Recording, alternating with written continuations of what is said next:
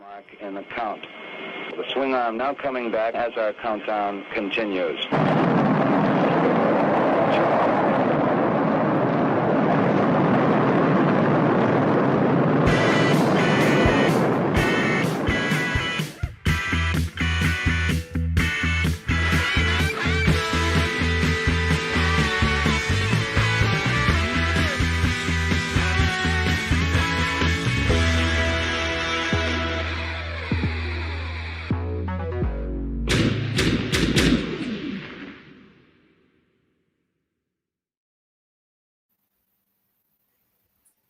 Good afternoon and good evening, everybody. Welcome to the Brick Something News.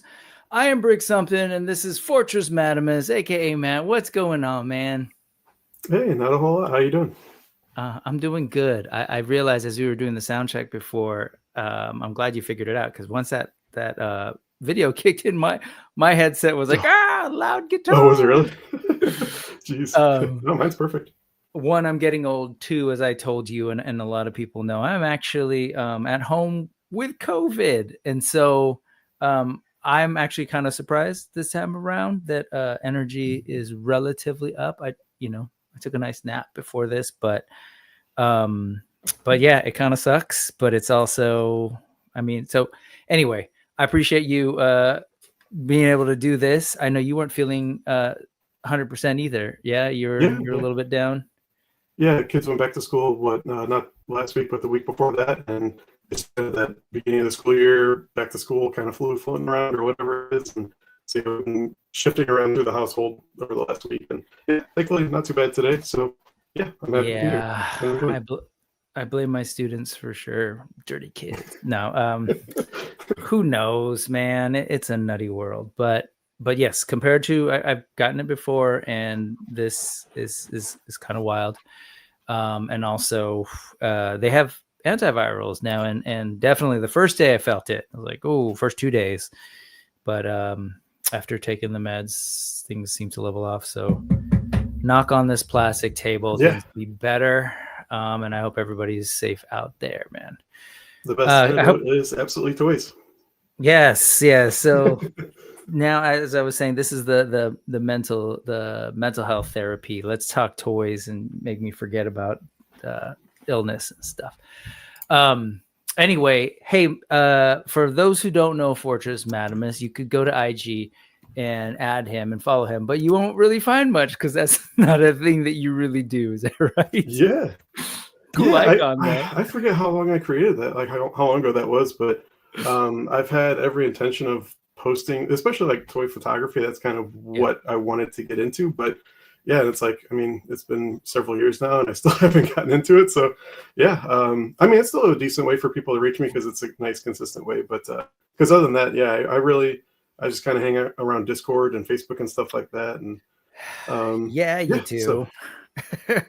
That's where you and I generally hang out and interact about toys. Is on the Toy Migos Discord mainly, and then you were also on the on Kevin's, right, on Toying Around Enablers. No, I'm not. Maybe not. Okay, no, because I haven't been on there in a while. Okay, so I remember there's a lot of crossover. So I've mainly been posting and reading over on Toy Migos for the last couple months, but no shade to Kevin. I love him, and he loves Filipinos, just to be clear. But the Toy Migos Discord, man, I met a lot of great people, and there's just something like, I know you and I tend to gravitate to some things that are similar, but it's not like echo chamber, because there's always like, oh, I don't know about this. I think most recently we were talking about like the Sasquatch and stuff, and you're like helping me process, like, do I need all three? I'm talking loose collector, which we'll look at in a second. Do I need the Yeti, the Sasquatch, and this? And so it's been helpful. I hope it's been helpful for you too. Yeah, it definitely has. There's not to, I guess, just throw shade at any other Discord. There's some good activity there. There's a lot of different people that collect different things, and everybody's gonna have different collections and different opinions. Yeah, I think your audio is cutting in and out, but I think You're a little frozen right now. But I'll pick up on what you were saying 100%. I really enjoy the Toy Migos Discord, folks, and I should probably put that link in here if I can figure out how to do so while talking, because it really is a cool place to come hang out and talk toys. I know a lot of folks that are in our chats in the live are in there pretty often. And I just went in and just saw some new stuff, and I'm like, oh. But let me see if I can quickly remember. I know there's a way. Here you go. Invite people. Oh, I don't have the invite permission. So maybe go to Toy Migos and watch a show. And every now and then when they remember, Chombo drop the link into the chat. So anyways, I can hear you now clicking away. But Okay. you were saying basically, it's a pretty cool community. Lots of different perspectives.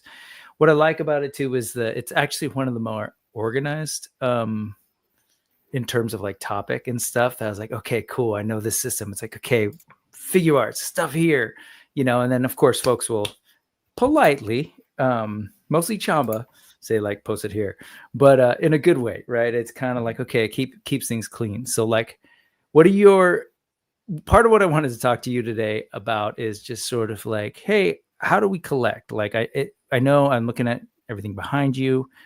Obviously, we both have the same addiction, the same problem. And sometimes that addiction it's not rational.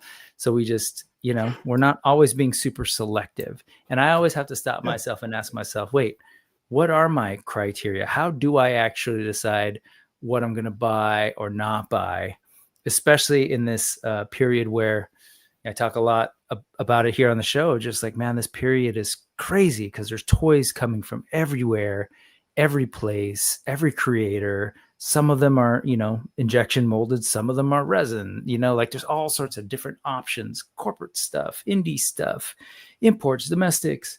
So I kind of wanted to pick your brain a little bit about how we do that. But before we do that, it would be helpful for folks to know just a little bit about like your kind of toy history. Like, are you like one? I'm going to assume, but I'll let you speak. No, I'll ask you. When did you start buying toys? And is that just something that's always sort of been?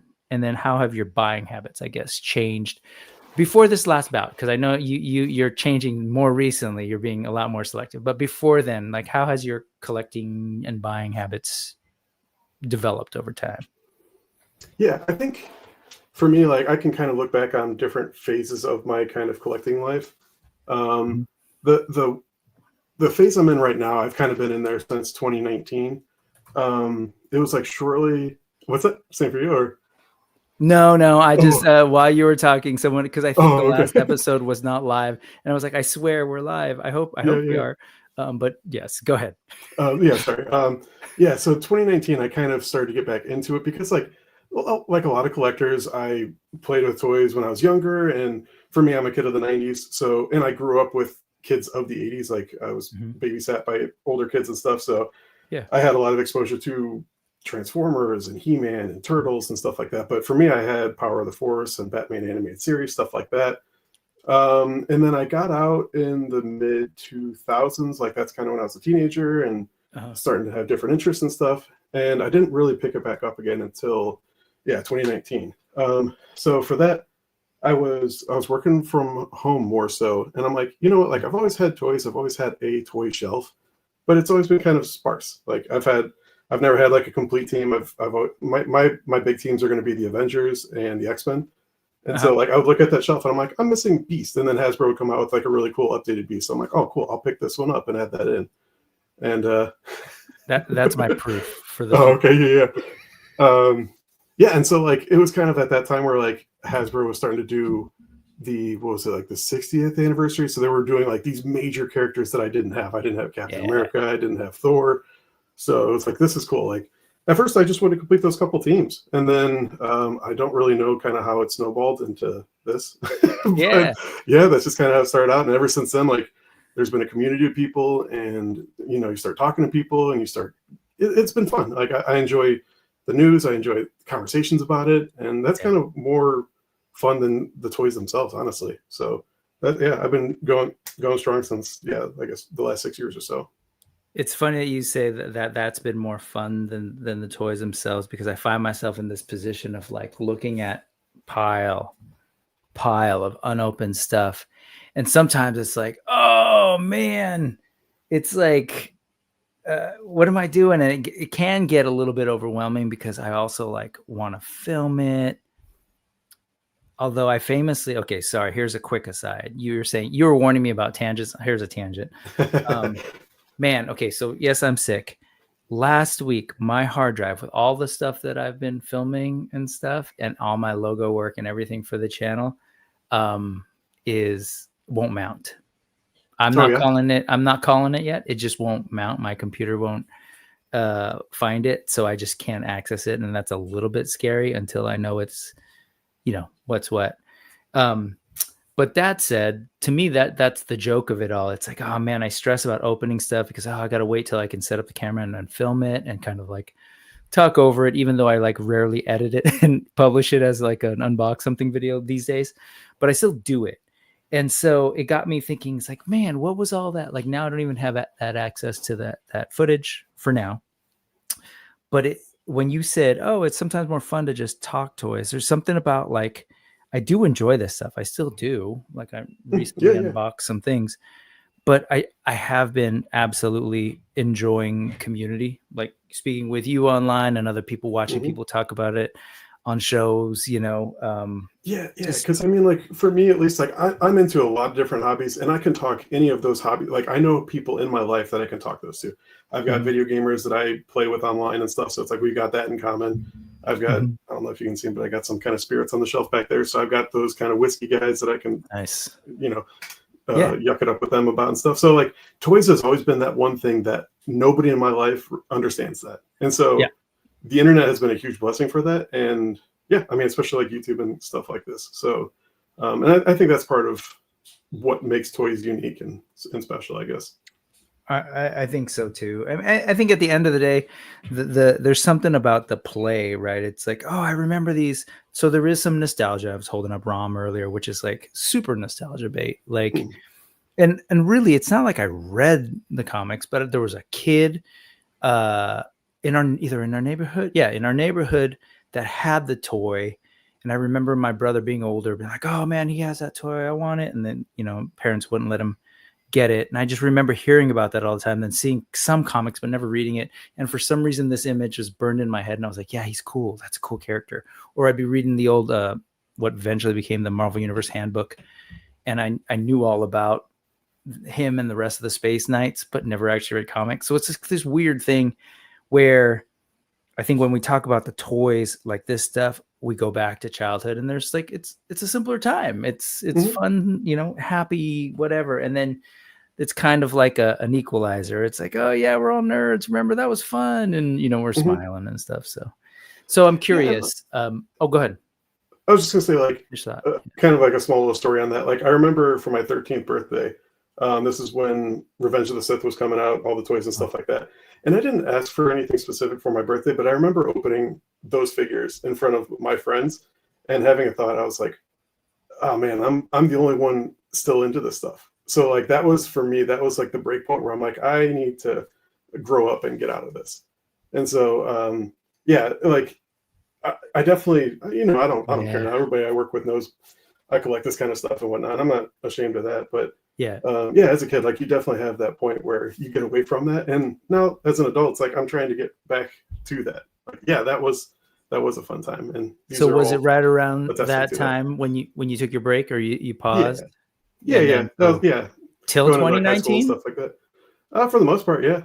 Okay. I would still watch like who was it? Like in the early days of YouTube, it was like Sean Long, it was P.R.D, Stardom Prime was still doing stuff that early on. So like I would still watch reviews, but I just, as a teenager, I didn't have a job yet. I didn't really have the budget to like seriously collect, but I was like too old to still play with toys. So I definitely had the kind of like down period where I just wasn't collecting, but I was living kind of vicariously through other people, their reviews and stuff.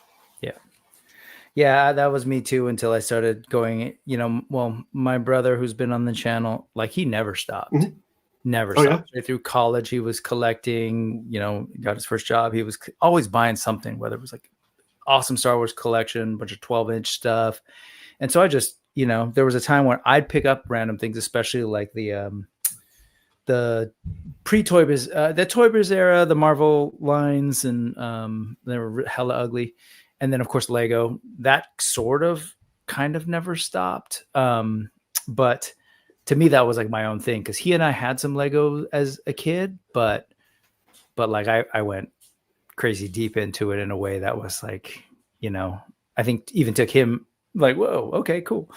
But I really got back into actually action figure proper right around the same time you did, I'd say. Okay.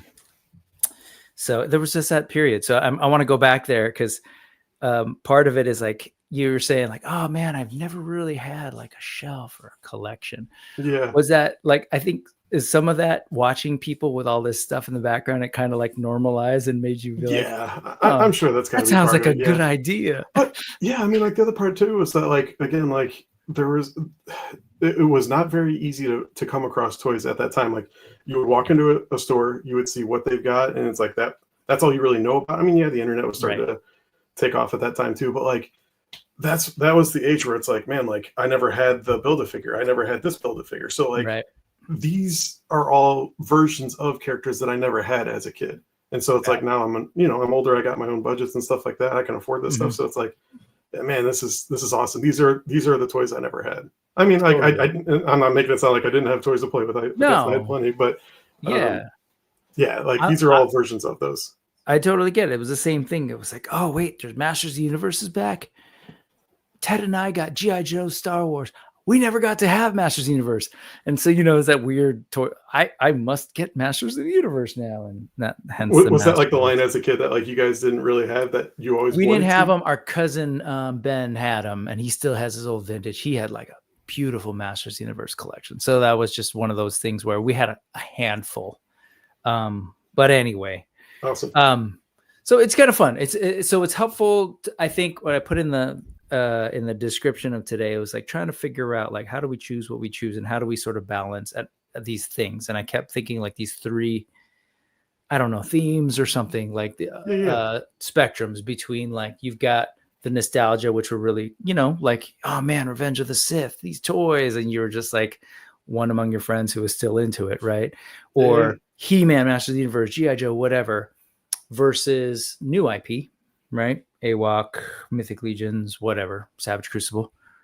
There's that. I constantly feel that tug, and when I'm trying to decide if I want something, I can't help but like think about that a little bit.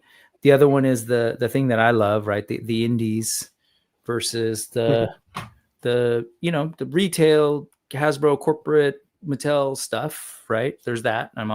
Those are things that I kind of look at. I don't necessarily assess based on these, but I just find myself thinking these are like some of my criteria for whatever reason when I look at my shelf.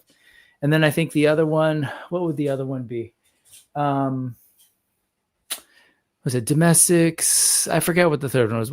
Imports versus domestics. Like, I know we both look at a lot of things, and unfortunately the internet has made it possible for us to enjoy toys from all sorts of countries. Tariffs be damned.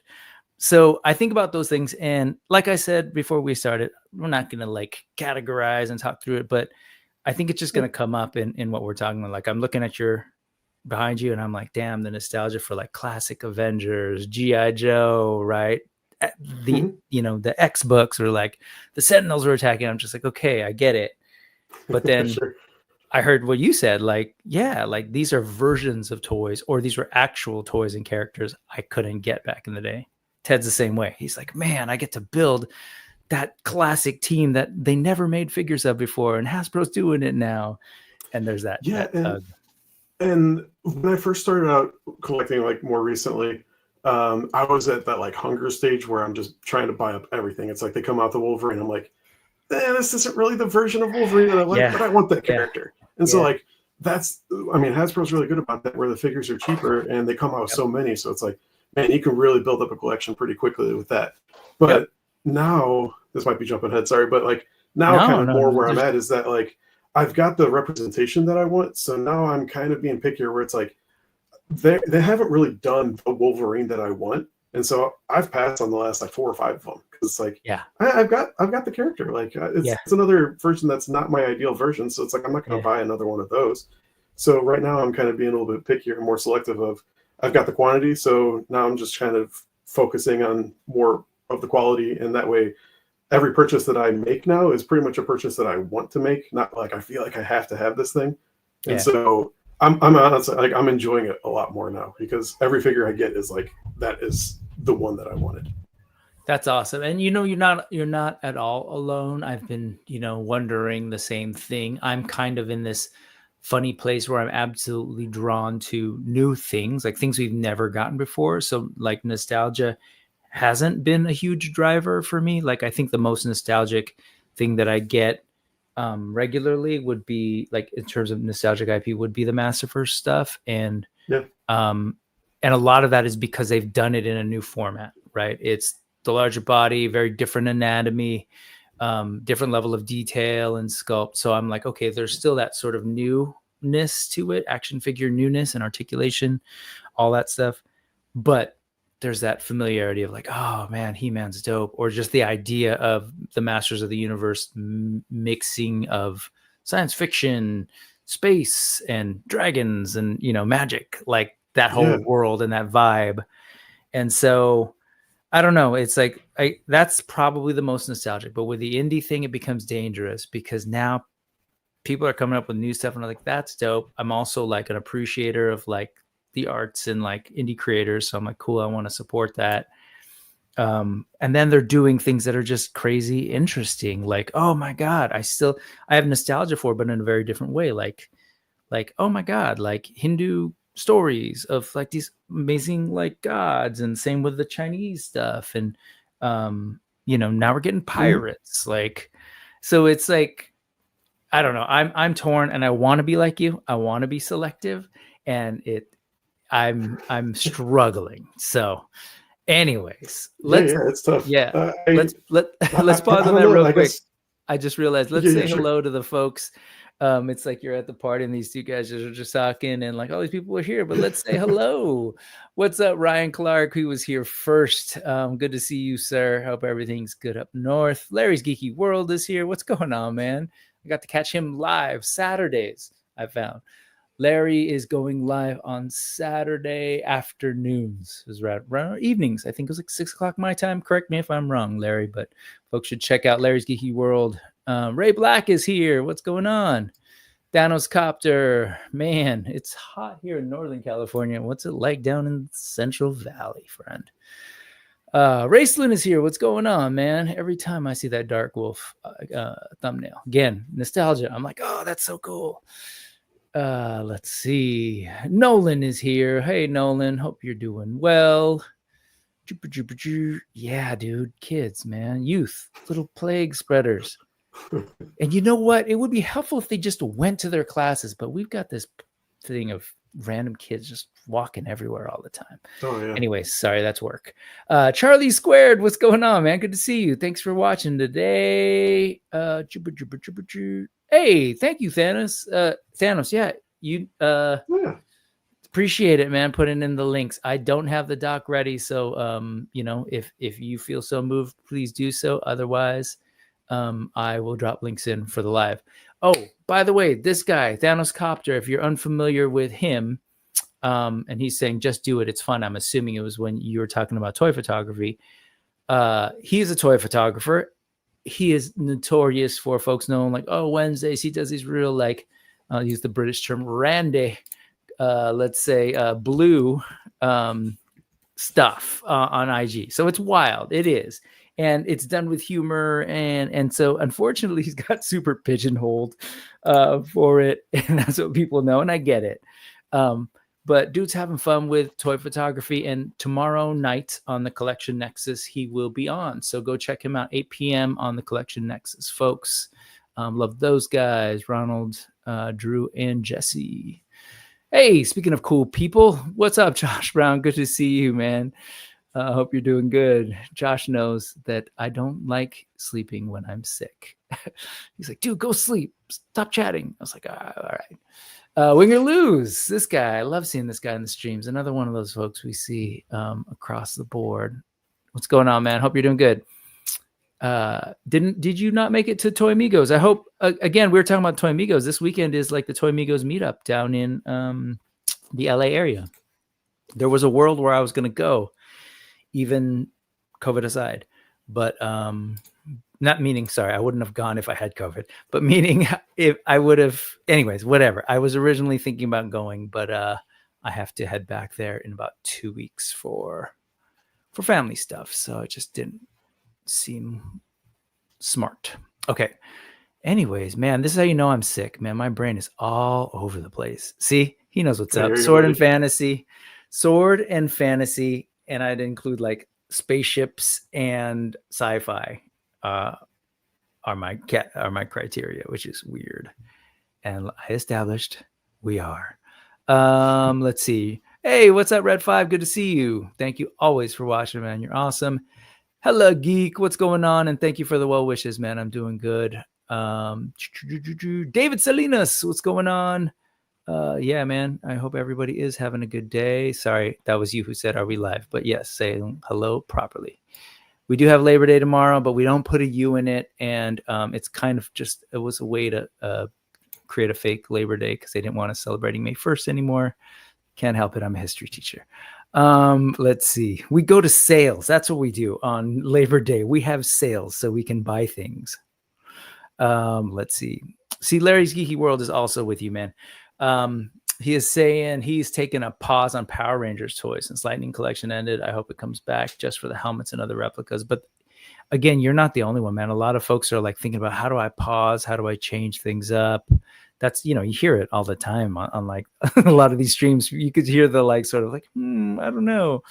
But yeah, man, 2019, 2020, 2021, like through the lockdown, it was just like, oh, I got this. And then there's the version of that in the 2023, 24 era, which is, it was on clearance, so I got it. Roscon. So hey, I'm getting everything, So I think now there's a little bit of shock. Like on Toy Migos, when I saw Ernie kind of clearing out his space, I know some of that is like realization setting and being like, whoa. Like it's I keep hearing Adam like having a conversation with him about hoarding, but anyways, we're on live streams talking about other people's live streams. How rad is that? Spaded One, what's going on, man? Paul Morales, what's going on? Always good to see you. This guy's awesome. Always saying hi to everybody. I appreciate that in every stream. Here's Spaded with a nugget of wisdom. Nostalgic collecting basically fell off my shelf when I realized how much love these companies give their own IP. Four Horsemen Studios, for example, or Mezco, Rumble Society, each release feels special. That's what kind of perked my ears up. Again, I started with the Motu thing because it seemed like a cool like resurgence of the brand, and I was like, all right, I'm here for it. And I missed out on Motu Classics, and like during the lockdown, I was really into watching videos about Motu Classics. The creative, I don't know, what is he? I don't know. The butthole who like who's guiding it. What's his name? Whatever. He had these videos. What's that? Are you talking with Four Horsemen or somebody else? No. Jeremy's rad. No, the Four Horsemen are rad. No, I'm talking about Masters of the Universe Classics. Okay. I'm not sure the guy who was like who ran it in Mattel. It's fine. I love that I'm forgetting his name. But I mean, he's just an interesting character. But I was watching his videos, so credit where credit's due. I enjoyed his videos where he was doing like sort of director's commentary on each release and did every single one.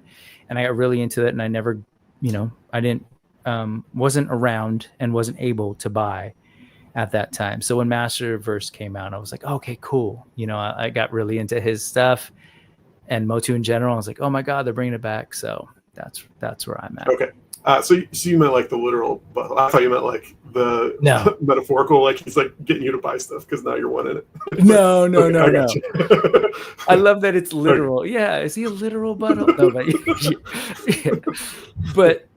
but this really does. I agree. Like I look at these companies, which is why I bring them on so much, and on here, like people are like, dude, why are you always, you support every Kickstarter? It's like I actually don't. For the most part, like Grindhouse was one where I wasn't going to because it was 3.75, and I talked to him and I was like, nah, man, these guys are rad. I want to support them. But if it's something I gravitate to and people are doing interesting things, then I want to support them. And this is exactly what Spada One's saying. So I got to learn that I can't own and buy everything, but I can appreciate it. So, and yeah, the same thing here. This is another weird one where it's like this company overseas, I assume China, Mety/Memory, they start doing like this bear, and you're like, whoa, that's cool. Where's that big bear come from? So like, give me the panda, give me the brown, great. And then all of a sudden they're doing like unlicensed Warcraft orcs. And so, they could just be like, we're just going to capitalize on someone else's IP and just do whatever crappy versions of orcs, and they're starved for it, so they're going to buy it. But they're so damn good. Yeah, they're great figures, right? I mean, they're like quality figures. Yep. And that's the wild thing. It's like, oh man, that, like, how do I decide? Which is whatever. It's a silly dilemma. And I hear you, Ryan. This is my struggle. Larry is on 8 p.m. Eastern time on Saturdays. So Spaded One, where in SoCal, man? It's 96 degrees. Holy crap. Justin Mohan is here. What's going on? Good to see you in the Central Valley. This is the weather section. It is hot AF. And hey, man, I really appreciate folks being here. And I love the fact that it's taking me a while to get through the chat. So thank you guys. Oh, man. No, Josh. He says, I have a whole carded Motu Classics collection. I'll let you buy, Brick. Yeek. Hey, what's up, Sebastian? Good to see you, man. This guy, talented folks up in here. Good to see you. And thank you for dropping the name. I'm going to go ahead and skip that in the live chat. And yes, this is a good place to stop and then move through. By the way, I got a buddy of mine turned on to Realms of the Black Tides, which is awesome, so thank you for reminding me. We'll see a little bit of an update. Did you get to check that show last week with Corsair Creations? Yep. Again, just new things popping up everywhere. And it's wild. And it's like, oh, and the Four Horsemen are doing it. It's like, I don't know. Yeah, right. Yeah. All right. Oh, yeah, sorry. Go ahead. No, go for it. I was just going to say, I haven't, I've been seeing a lot of conversations, but I haven't jumped in on that Kickstarter yet. But it's not live. It's not live yet. It's just. That's right. Yeah. It's coming next spring or something. But yeah, I don't know. I'm not sure. Pirates is definitely something cool, something that we need. There's that word, that need word we throw around all the time, Matt. All right, let's go ahead and actually start talking and looking at some toys. Oh, by the way, I did ask you just to give us a sense of like what's been your recent buys. We heard you don't buy every Wolverine. You're being more selective. So what has made it through your filters the last, I don't know, couple weeks or so? So for me, I guess my purchases are typically like I don't consciously think about it, but it's just kind of a thought process I have, I guess, is when I buy something, it's like, where am I going to put it? And so if I don't have a place to put it, then that's kind of a skip for me. Like that's kind of like one of the big criteria where it's like, if I don't have somewhere to put it, then that's good. There's no point in me really buying it. So some of the stuff I've gotten recently, I've gotten a lot of Transformer stuff lately. I got 4 out of the 6 for Devastator so far. I've got 2 out of the 5 for Superion. I got some of the Biblical Adventure stuff in. I don't know. I think that's probably my most recent pickups yet. Yeah, so that's hilarious right there. It's like, I got Transformers and I got figures based on the Bible. And those are both things that exist now that you can do, right? It's kind of wild. And to think that Transformers has been around for so long, but they're getting better, right? And it's continuing through IDW and everything. And it's wild times right now. The amount of options that we have and the amount of even the nostalgic stuff, it's just new, right? Yeah. Masterverse. It's the old stuff, but it's, new Eternia and movie stuff you never knew you wanted. And G.I. Joe, it's like, oh, we're creating new versions. So it's just a flood. Anyway, don't even get me started on Ninja Turtles. Real quick, we got some stragglers. What's going on, Matthew? Good to see you, man. Look at you proudly honoring the nerds in the chat. Yeah, we say that with affection here. Okay, Man, let's go ahead and talk through some stuff. Let me go and figure out. God, do I remember? I do remember. I hit this. I share screen. I go window, and boom, COVID can't keep me down. Okay. Here we are. We're looking at this. This is probably more recently, as I kind of mentioned earlier, one of the things that you and I were kind of going back and forth on, and you were helping me think about my purchases critically, whether you realized it or not. And so, but this was something that you were like, nah, I need not quite this, I should say. Let me see if I can bring up the Sasquatch. I think at first when they announced these, right? And here's the pre-order. Oh, of course. Hold on. See, I did a tricky thing this week so people don't have to see how many messages I have on Instagram. And so that is creating some havoc. Okay. Was this, right? These guys, you were like, yeah, this is definitely something that I'm drawn to. What was it about the Loose Collector, Yeti, and Bigfoot that caught your attention? I mean, nothing about them specifically. I don't have a ton of their figures. I've only got Red Sun. That's the only one I got. So I'm not like a huge Mark IV Loose Collector necessarily, but I love monsters. I love cryptids. So when they announced these and they announced that they're going to be massive, then yeah, like I was all for it right off the jump. I guess they've been teasing these for a long time, and I was really going back and forth as to which of the two I like. I'm not in for the Skookum or however you say that. I'm honestly not too sure. But these two, I found out it's there's a couple different ways. Some say Skookum, but apparently it's Skookum. Okay, it is something I found on the internet. Not I did look it up, and I think is based off of a folk tale, like in like Northern California area or something. No, I think it's. I want to say it was. Let me see what. It was a tribe from like a river. Oh, I forget. It was like a river tribe, if I remember right.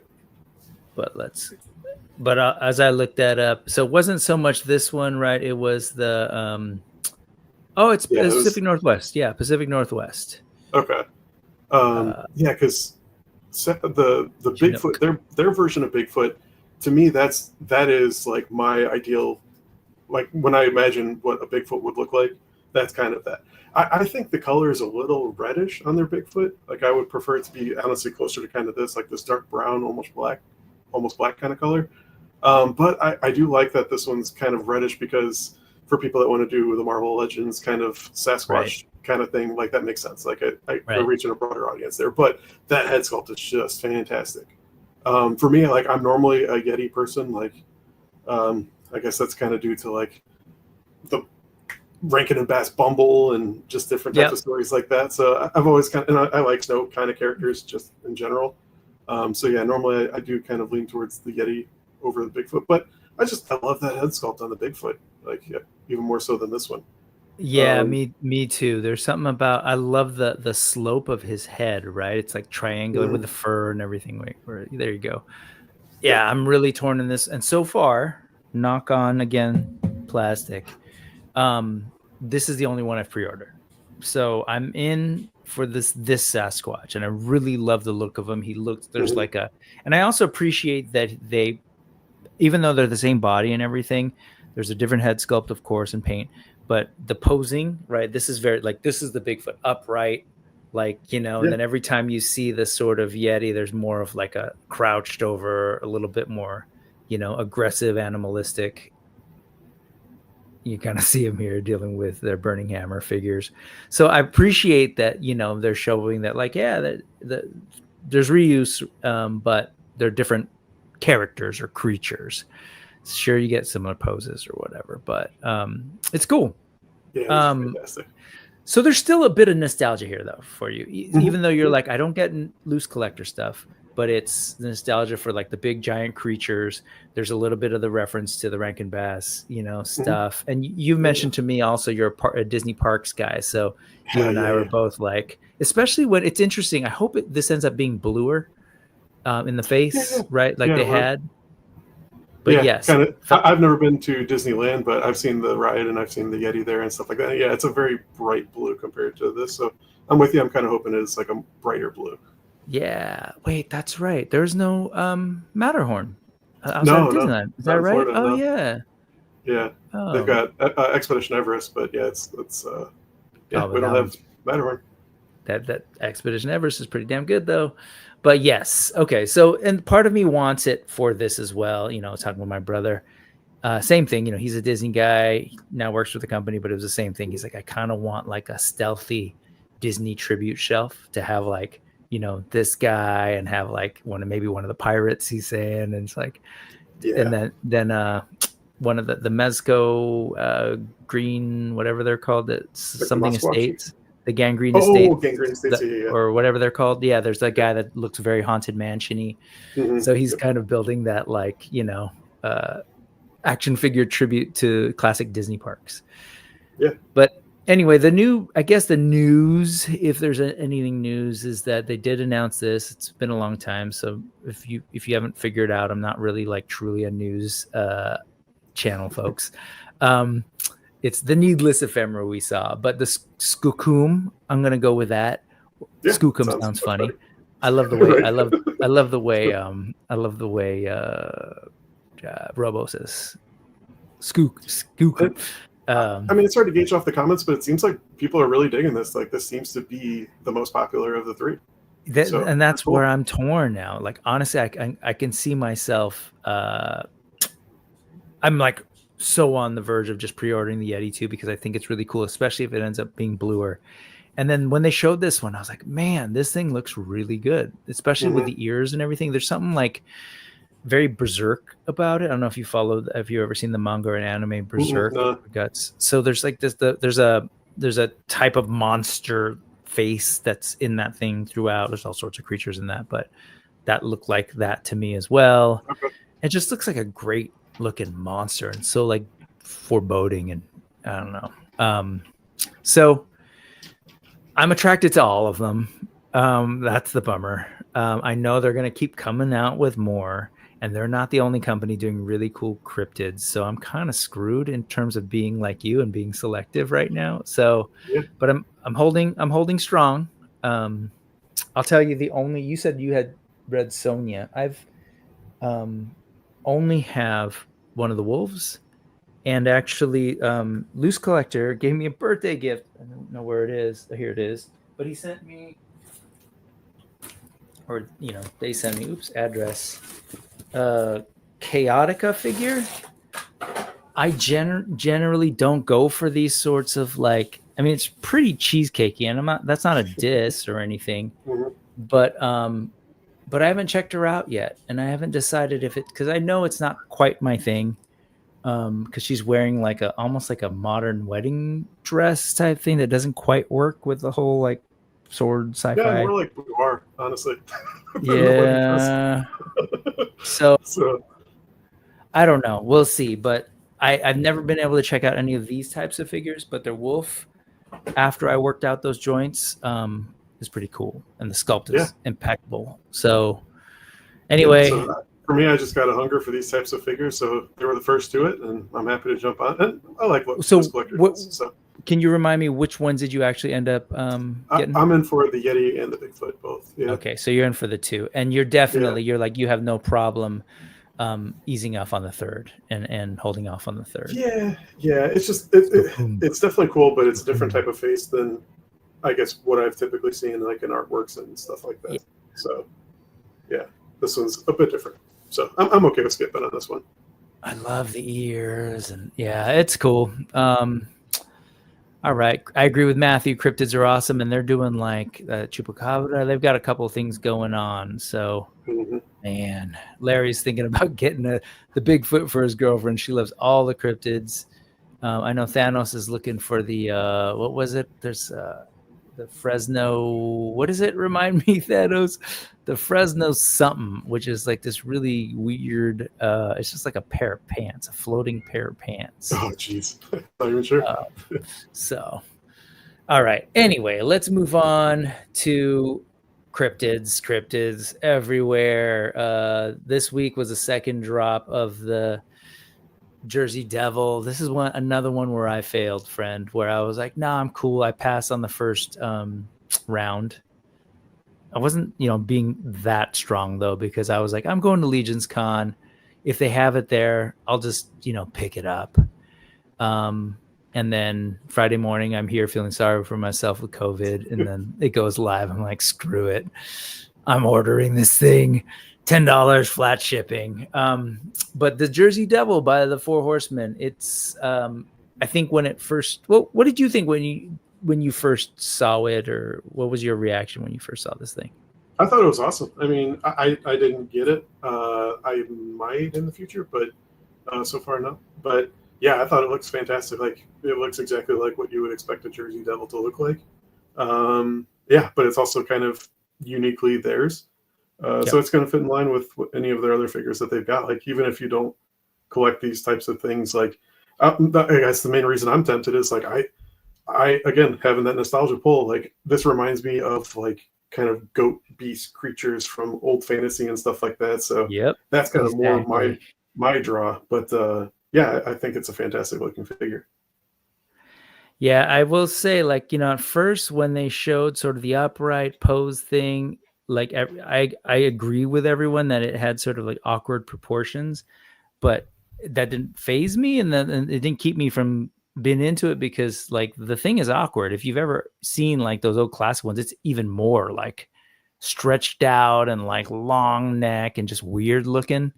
So I kind of like that about it, but I was also like, dude, it's also not posed up. And so when Trevor, like, shared, when you see these shots, you're like, no, this thing is cool. It's exactly what you said. It's a Jersey Devil. Yeah. But it's also like goat-headed, demonic-looking creature with hooves. Like, come on. Yeah. I wasn't so... the proportions didn't bother me at all. That's not something that I ever thought of. But for me, I guess the head was a little large. But the more I thought about it, it's like, if this is like a horse head or a goat head, like, it's going to be probably larger than a humanoid body. So it made sense to me. Like, I love that. I love that. If it's a goat on a human body, it would be. Yeah. Well, I forget where I heard it, but somebody explained that a monster is only a monster because it remains unclassifiable. Like, as soon as you can categorize it and put a description to it, then it's not a monster anymore. It's something else. It's a goat. It's an organism that falls into, whatever the binomial nomenclature, and it's a part of. But yeah, absolutely. So, like, a monster kind of has to be outside of that. Yeah, and the eeriness of it, it's like, oh, it looks weird. Well, yeah, part of the idea of monstrosity is a little bit of strangeness, right? I don't know. And the other thing is, as a Legions collector who, like, admittedly doesn't do enough part swapping these days, and I should, but I'm in love with like everything. This body is essentially like a reworking of the creature, Frankenstein's creature, which I got multiples of because I just really love that slender body type. And I was like, it's ultimately a no-brainer. It's like, I know I want this. I grabbed him, got translucent wings, just, I've never once opened a Horseman figure and been like, oh, this thing sucks. It wasn't worth the money. Yeah, exactly. There's that. It's usually the opposite. Like, holy crap, this is what are toys these days. But this is the head. This head was just seal the deal. Just looking at that. It's beautiful. Yeah, that's insane. So clearly, I think we've established that I have no self-control. I need people like you in my life, Matt, to try and, like, aspire to some level of self-control. Because I'm like, yeah, I should be selective too. And then goes, hey, what about this?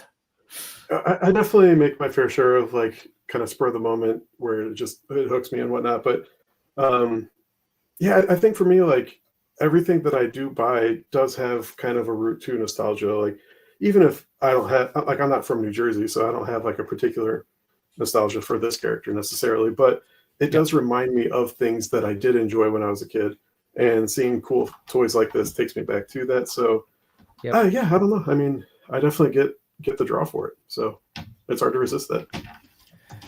So Larry was picking up on what I was saying earlier about the Skookum. Like I see the Berserk influence, and it's funny between that and especially the first kind of like shots of this where it comes in on his angry face. It's totally like Berserk. It's the stuff of demons and creatures, and so it's there. Hey, what's up, KJ? Sorry, man, no giveaway today, but if we had one, you would probably have won anyways.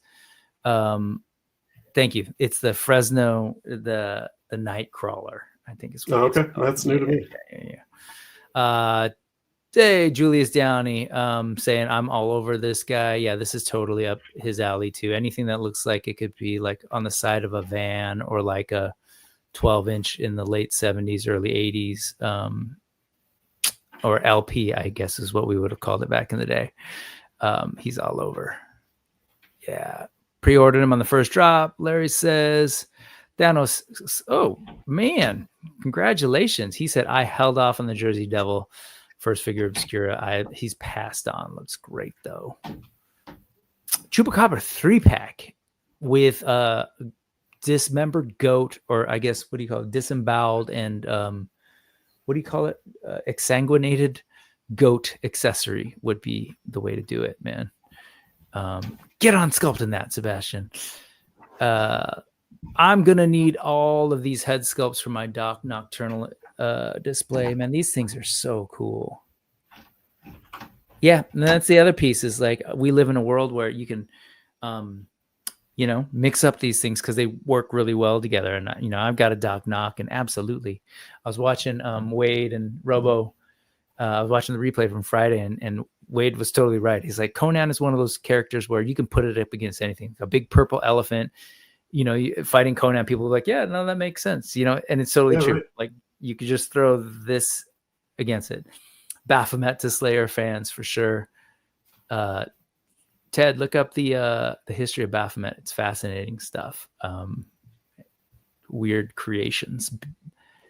Let's see. Oh, KJ, see, here's a proportions guy. He's like, nah, I also passed the gigantic. Yeah, sorry, KJ, for a second there, I was about to try and mimic your accent, man. Messed up.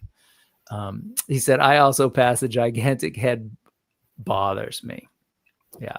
Well, yeah, no, I get it. There's a lot of folks who are sort of saying that and been tripping out on the proportions. I mean, yeah. I maintain it's monstrous. I hear you. All right. Let's see. Let's move on from monsters and beasts. That's one you skipped. Pirates. First off, shout out to oh my God, Quaid and Abby. That's the name I was searching for. Quaid and Abby of Corsair Creations. Quaid stopped by to hang out and talk last weekend. Actually, we recorded a couple days before, and it was awesome. Great conversation. Definitely went long, but it was just really cool to like get all that he was willing to share, man. He was showing his concept art. Those sketches were really cool to kind of see like on notebook paper and grid paper. Yeah, that was awesome. And he's been making the rounds. He was on Latin Legions that same day. Then he was on John Mejia and crew, the Geeked Out Click live. And then he was on Legions Ladies, which was cool to kind of see him do his thing, and got to see Abby with him on Legions Ladies. Check those out. I'm sure they're going to be like all over the place, different streams and stuff. But one thing that we weren't able to look at that he's posted since then were sort of like size comparisons. So these are his prototypes that were done by the Horseman next to, here's another Horseman figure.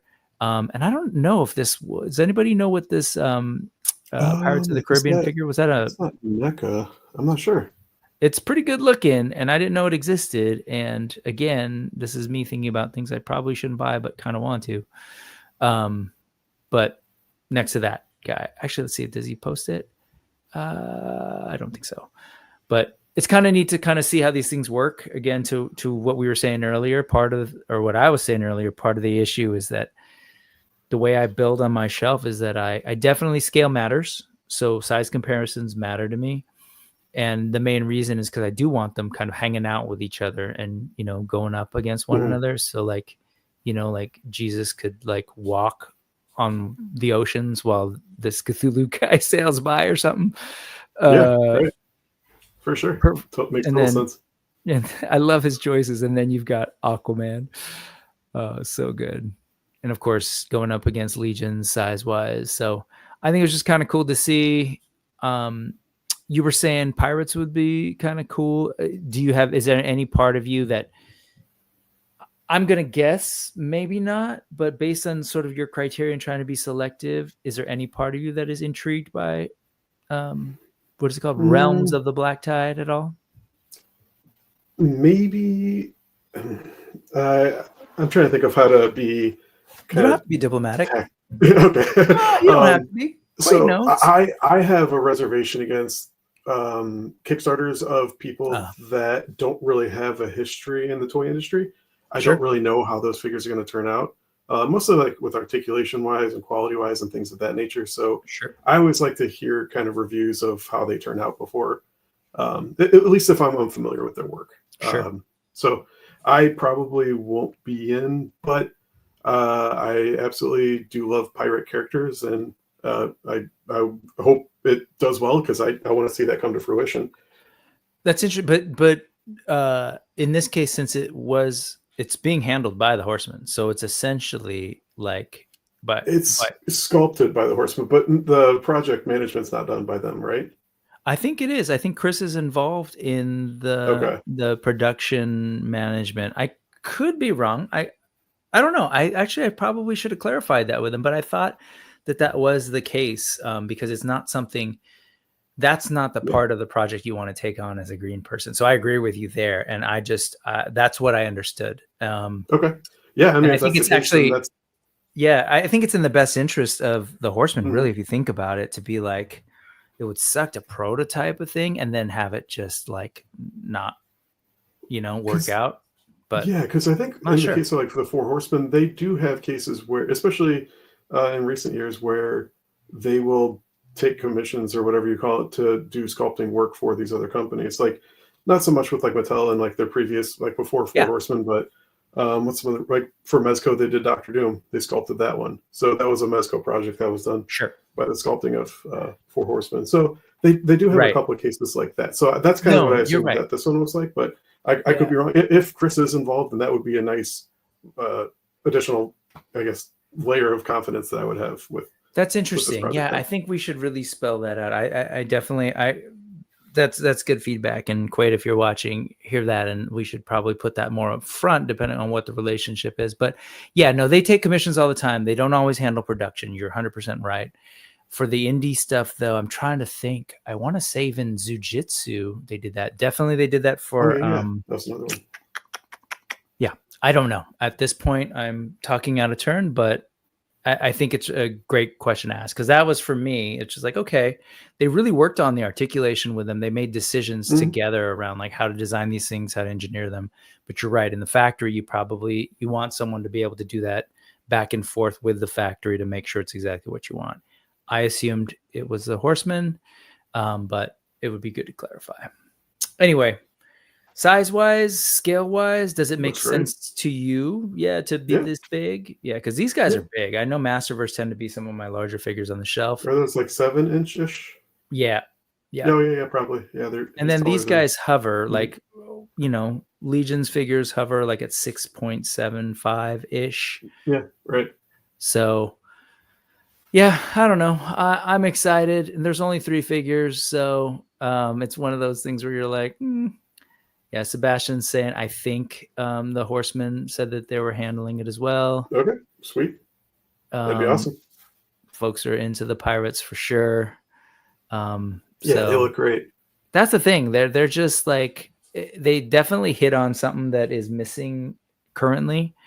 It's funny, though. I think Valiverse has been talking pirates, and they kind of teased something, which I realize isn't in our list, but I thought that was kind of...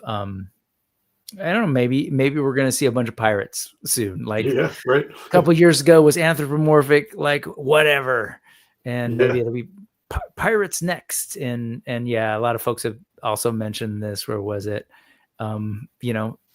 Toy lines with Realm in it. But there's a little bit of a horror thing going on right now too. So we'll see.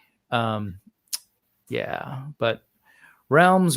It's a good word. I get why people gravitate towards it. All right, let's move on from Corsair. Let's see what else we've got. Rise of the Fifth Sun. He just posted this today, so I know I didn't share this with you before. It's another one, but it was just like, oh man, this is cool. I wanted to quickly sort of share this. This falls under my interest on stuff that's based on history and other cultures, like, you know, Legends of the Ramayana. I'm excited to sort of see where this goes. Jason Demon's like a demon, hence his name, when it comes to sculpting. And he shared this sort of like final color choice palette kind of thing. Not quite showing what, he's saying, I got to make the prototype. So we'll see what the paint is actually meant to look like. Right. So this is just flat color in a computer. You just like paint by numbers, but I don't know what he's doing in terms of shading and values and stuff. So, but overall, this is another great example where a couple of years ago, like we didn't have any figures like this. And so now there's several different lines that this would be right at home with. Yeah. Even like Legions, right? AWOC or with like the mythic beasts. The new wave, it's not out yet, but it'll be coming up. So yeah, this is right at home there. Yeah, AWOC had their Jaguar. So bad. I helped them and I can't even remember the names. I blame COVID. Sorry, Jason. Oh, shout out to Jason, by the way. It's all over the internet. His outside barn, sort of side garage, burned down, but everybody's safe. Oh, no. The main house is safe. Everything is cool. So could have been worse. But he's Jason in good spirits. He definitely thrown, but like he's still Jason. He's going to figure it out. And folks have been real cool about, let's support. People post and stuff like, let's support him in this tough time, which I think is really cool. So circle back to our earlier conversation around community. It's fun, right? It's like cool to like talk to folks, but it's also can be pretty powerful when stuff like this happens and people come together. So that was a tangent, but back to this. I think the colors are dope. I'm really excited that, we see so much stuff pulled out of history and we don't have a sense of the color because artifacts are all like faded and the color disappears. So I'm always intrigued to see this kind of stuff. I'd love to see like Greek mythology as well and Roman stuff because they were a lot more colorful than we tend to imagine. So this is exciting to me. Cool. Yeah. And here's some of the sort of early sculpts that he's that I haven't been able to share here, but I think the figures are looking really cool. And then I just wanted to this is the source material and the colors there, man. The precedence there, and I love the idea of just like this giant hummingbird looking god. So cool stuff. More sculpts of Quetzalcoatl. All of this stuff is really exciting to me. I'm going to struggle, Matt. I'm going to just end up, buying stuff. And what you said earlier, when you said, I was nodding, I was like, oh, that's good. When you said, oh, do I have a place for this? Mm-hmm. I really don't. I don't even have it here. Most of my stuff is at work and I still buy. So, well, it could be the start of a new place, maybe. That's not very helpful, I guess, but ridiculous, man. It is ridiculous. But here you have the body, and I think it's posed up pretty cool. It's good to see where that's progressing, holding up the heart. Love that.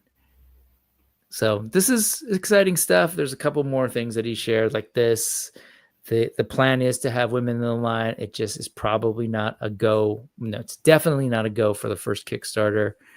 Unfortunately, they had to make some lore decisions, like actually kind of gender swap one of the gods from a female to a male to get that first wave out, which he's like, I know it's weird, but we just can't afford to do the women at this time. But unfortunately, it's a weird thing for the lore, but you make decisions. But when it happens, cool body, all that stuff, like it makes sense. Yeah.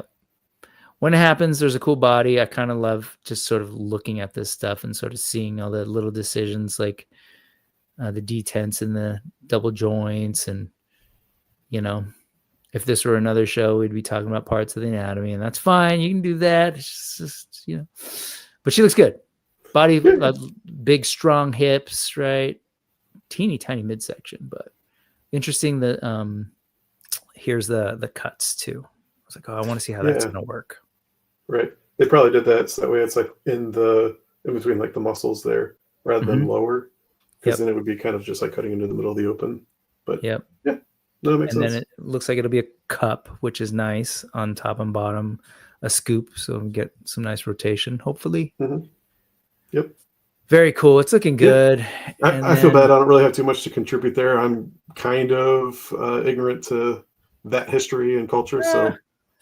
I mean, at the end of the day, there's a fantastic element too. Just I'm always curious to see like people's reactions, like, oh, that, like aesthetically, and I think it looks really cool. Like, I look at this stuff and I was like, there's.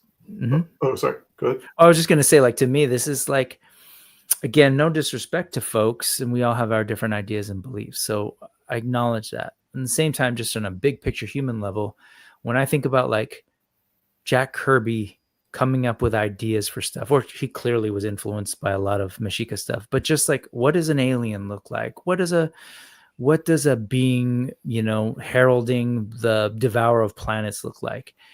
And then I look back at this stuff, I just think like humans back in the day were wondering these same questions. What would these like supreme beings or these superpowered beyond nature beings look like? And I'm just intrigued by the way they imagined it and captured it, right? And then like working in their understanding of nature, like, oh, hummingbird or a lizard, flying lizard, like a dragon. So I think this stuff is sci-fi before sci-fi, basically, is where I'm going.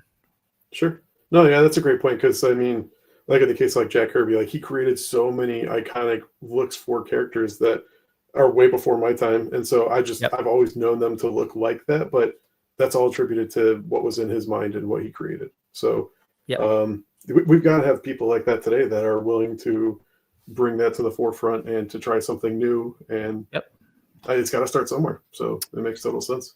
See, dude, told you it would keep coming up. New versus nostalgic, and like how nostalgic, and it's a weird one because how nostalgic is this for people who are like, yo, like I'm Mexican and I love like Chicano culture and Mexica stuff. I've been wanting this the whole time. So there's like a nostalgia for something they never had. And then for other people, it's like, oh, this is new and exciting. So it's cool stuff. Anyway, I'm super excited to see where this is all going. This is a size comparison, their own version of it. On the left, you've got Savage Crucible height. This is their line in the middle. And then this is Mythic Legions on the right. So it's, it's in that sweet spot, much to the chagrin of people who are like big scale fans. And I'm like, no, that's not true 112. Or if you're really into imports, right, that skew more on the 112. Or if you're even into Hasbro, they tend to be a little bit smaller. But this makes sense to me. If you're going to play in the kind of like, buff people, half naked buff people world, it makes sense for them to go where people are already buying, I guess is what. Yeah. So yeah, I'm not super strict on scaling. Like if it's reasonable, like it's kind of hard for me to put like McFarlane next to Marvel Legends because they're like a whole inch taller. So it's kind of weird when you have like Harley Quinn and she's like taller than Thor. So like stuff like that's kind of weird to me. But like when you have these like new characters that are, I mean, they have basis on something, but there's a little bit more flexibility there, I guess. Like if you have a god that's a little bit taller than a human from another line, it's like, okay, yeah, it makes sense for me. Like I got no problem with that. Yeah. Well, the line's developing. Josh is saying the colors that he was seeing made him even more excited for these. I also know it wasn't a jab at the realms. I hear you. I've heard many people saying the same thing.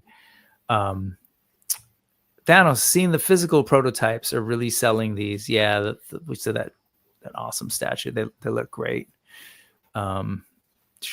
See, I tried to paint the picture that you were about more, Thanos, and there you go, just bringing yourself back into that little hole that your photos have. No, I'm just kidding. And did anyone catch the Jack Kirby cameo in Fantastic Four? Yes. Did you see Fantastic Four? I did. Is it like the birth date, or was there more than that? Well, there was the birth date. That was the Earth number, right?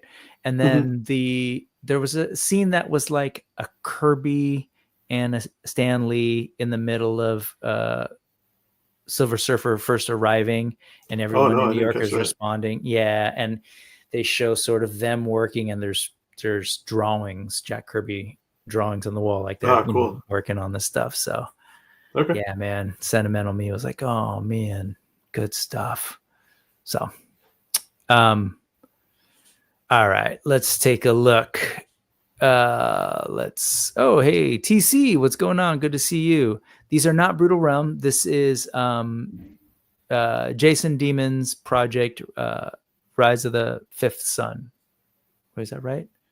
Yeah. Yeah. God, yeah, Rise of the Fifth Sun. So many. I was about to throw Realm in there. But yes. And you're right. We're complex beings. You can absolutely be both. Well done. All right, let's move on. Let's check out more naked buff people. Okay, you and I, one of the other toys that you and I were talking about was this 6-inch plus Jade Scar on 5K Toys, and yet 6-inch plus keeps saying green Scar. So yeah, this is that not Hulk. Let's see if I can bring it up on 5K. But this was the thing that came up this week where he was saying, hey, I've heard that folks are concerned about the proportions. Like, it's not quite Hulk-like. He's a little too tall, too like human looking. So he goes on to kind of show like, hey, here we are. We've done the final version, and we've made him essentially more Hulk-like. So this is the final body, front and back. So you're seeing like a little bit wider shoulder span, bigger muscles on the bicep area, like bigger proportions, thick right around here. Fingers are always kind of big, but and then arm length. And here's the well, not quite arm length. Here's the back and forth. And honestly, when I first saw this, I was like, oh, I don't really see too much of a difference. But then I can see little changes here and there. Did this affect you in any way, shape, or form? Were you bothered by the original proportions? No, I mean, for me, I was day one. I was all in for this. We were both. Yeah, we're totally click. Yeah. So you got it at the cheaper price too, right? Yeah, they kind of like unannounced. Yeah, right. So I was surprised to see that, honestly, but I was glad to be in before it. I guess nothing I can really do about that now, but. Yep. Yeah, this just looks fantastic. Like, even from before, when they first showed it off in the initial prototype or whatever it is, I thought it looked fine. Like, I didn't have any issues with the proportions or anything like that. And especially once you start putting on the armor and stuff like that, it's going to bulk the character up and stuff. So it made sense that he was a little bit leaner, and I was okay with that. But now seeing the side by side, I'm like, okay, like if you ever take the armor off, it's clearly going to look more like a savage kind of Hulk. So yeah, if you want to do that, if you want to take off all the armor and stuff like that and throw on a pair of green pants, like, you're 90% there. Like, you just need to get a custom head, which they are probably going to do anyway. So yep, that's what I assumed, right? Because they've been talking about one, he's been making those bodies as well. Mm-hmm. So but anyway, I think I'm trying to find it. You know what's funny is I can't actually find it on 5K right now, which is an interesting thing. Yeah. Sometimes happens with them. But here, I'll just throw. I know nothing about this website, but I'm going to throw it up anyway, just so we can kind of see what we're talking about. NZ Figure Arts. So this is the figure, the Jade Scar figure that we're talking about. And this is an older body, but essentially there were concerns that, he's just, not hulky enough. And that's the big news. I don't really know what else to say. What were you gonna say? Yeah. So something on that, like, I think that's super cool. This is something that Loose Collector does too.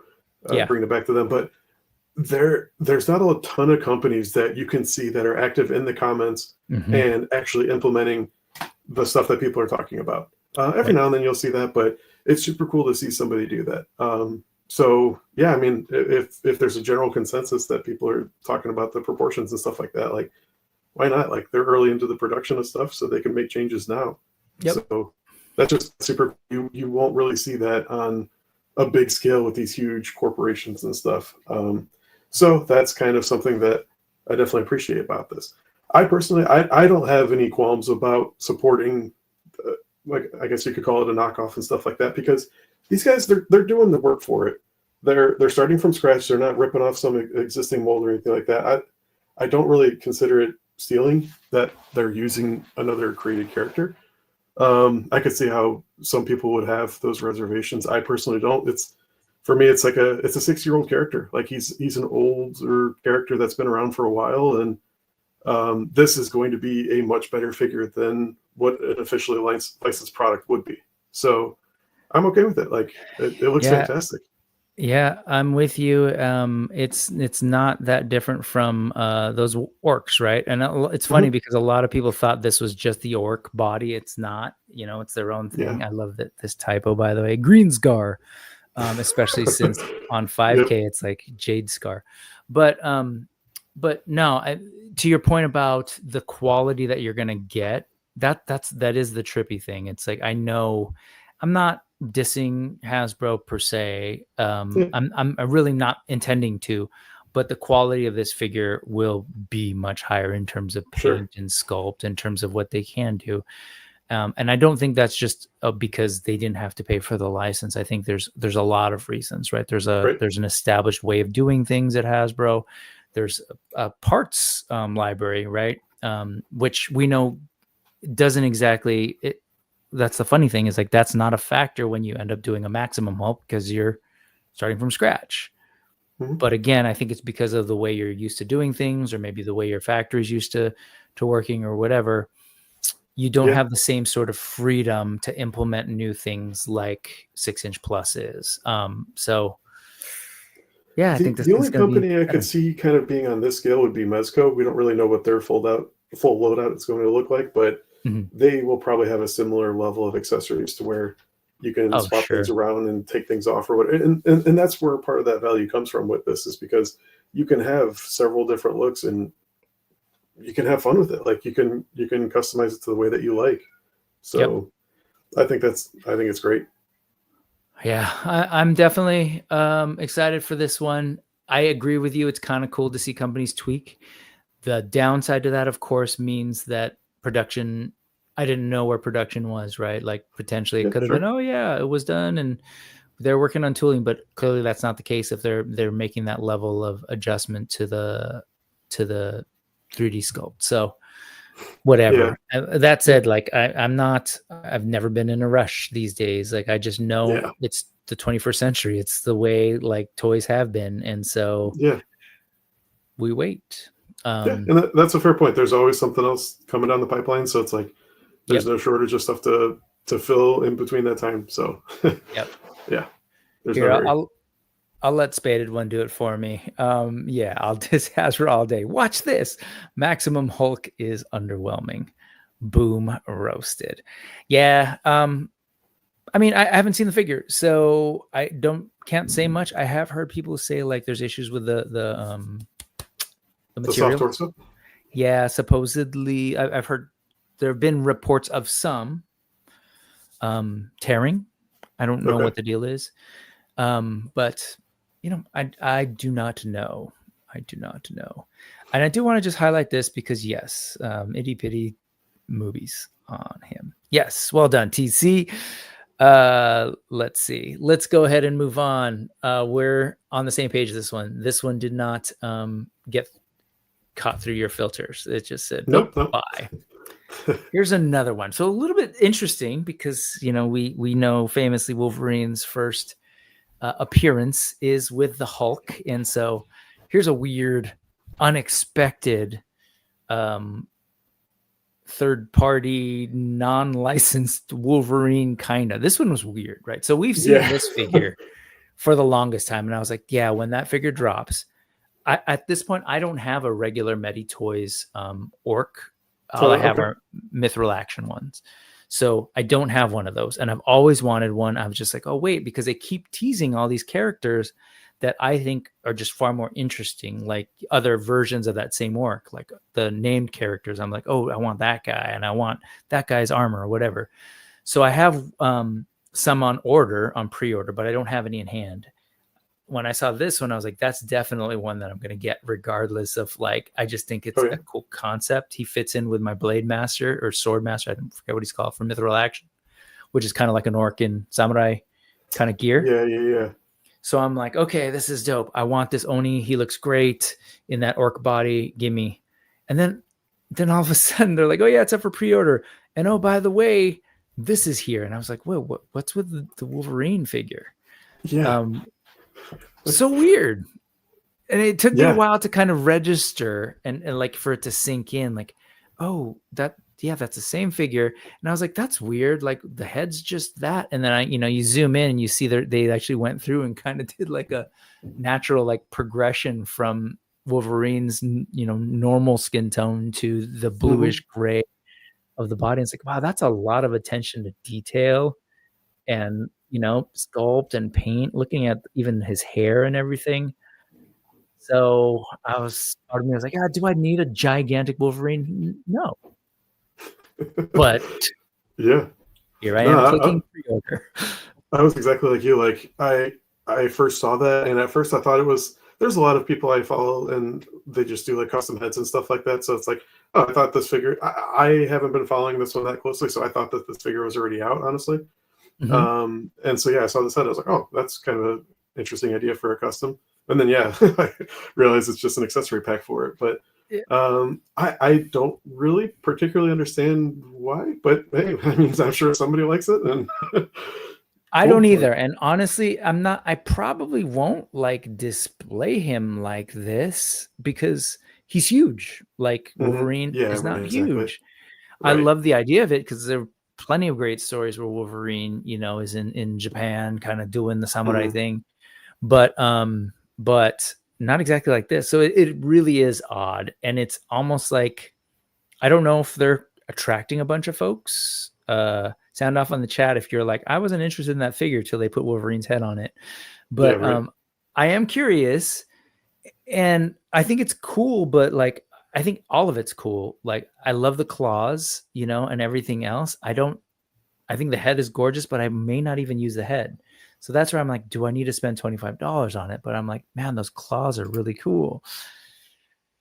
And so I went back and forth. It's so dumb. I'm sorry, I'm just acknowledging my silliness, but it's just like, and part of it was, okay, so this is the kit right here. Part of it was this. I was like, oh no, I don't need that.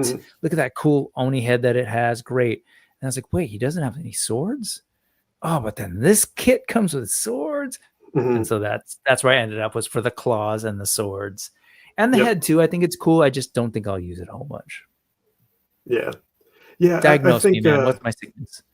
No. I think the same thing. Like the weapons, especially the claws, for me are the more interesting part of that pack. But it's a little pricey for what it is. So I get it. It's a really cool custom paint job, but it's starting to be a pretty hefty price tag on that overall package there.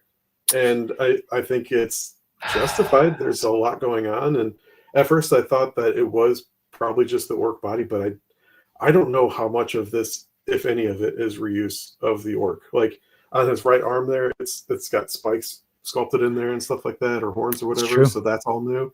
I think on his chest there, on the orc body, there's like 3 scratches across the chest. I don't see it there. It might be covered behind the skull necklace thing or whatever, but maybe the legs are reused, but other than that, it's like, man, this is almost entirely all new. So the feet, yeah, right. Like this, which begs the question: is how are they doing this, man? What's their sorcery?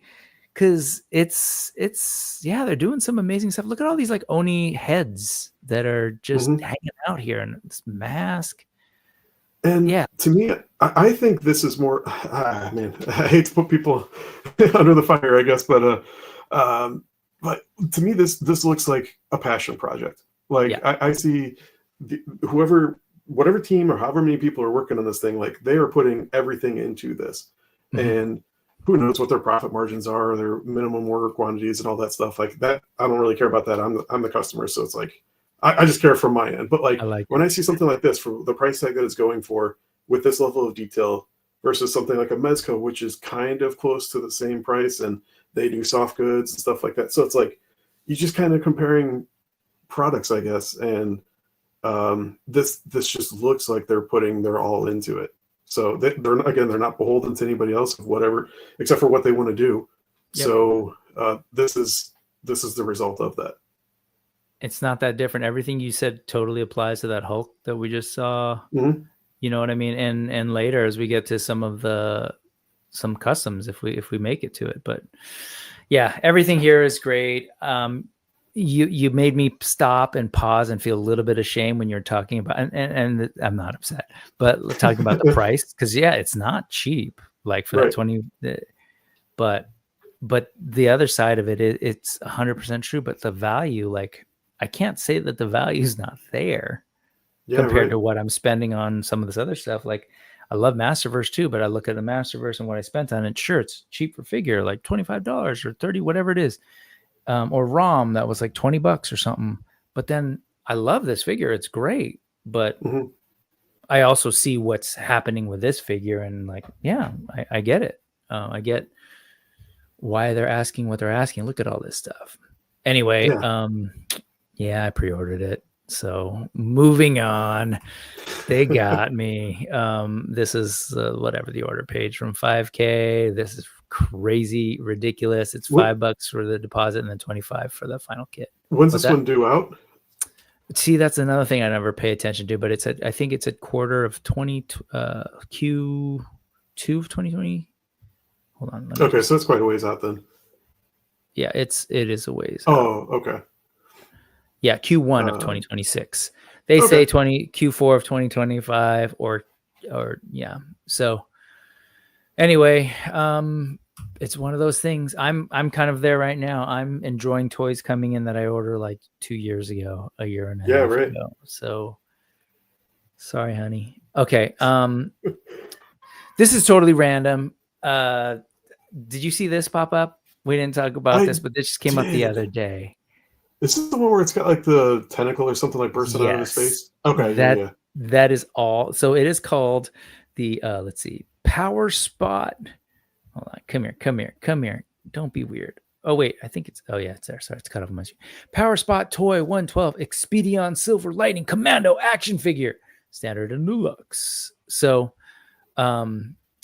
this is the standard, but yeah, whatever. Let's move on to the deluxe, because the deluxe comes with these accessories where you can basically, looks like he's being, being inhabited by a creature that is now coming out of his body, like a xenomorph, so you got your Space Marine in King Kong. Yeah. So it's very like Space Marine guy with guns and armor, but just even on that level, it feels very like an Asian version. So I was going to say Japanese, but it also feels very Chinese kind of versions or HK version of that take on like the Space Marine. So full on armor, the colors I love. I know you're kind of into Lego too, but do you happen to remember like Alien Conquest, or I think that's what it's called? There was a line of space things where like the Martians come to Earth and these little Lego Space Marine looking guys in this color, like had them off. I think so. What was it called? Alien Conquest? Alien Conquest. I see now I should bring it up, but Alien Conquest Lego. And so it's just funny because color wise. Oh yeah. Okay. Yeah, they were great. I mean, they were such fun little, it was a fun little sub theme of kind of is a mix of city and space, because technically they were coming here. And so, I see that in this. There's like fantasy, the fantastic kind of element to it, with, it's not exactly the gritty aliens of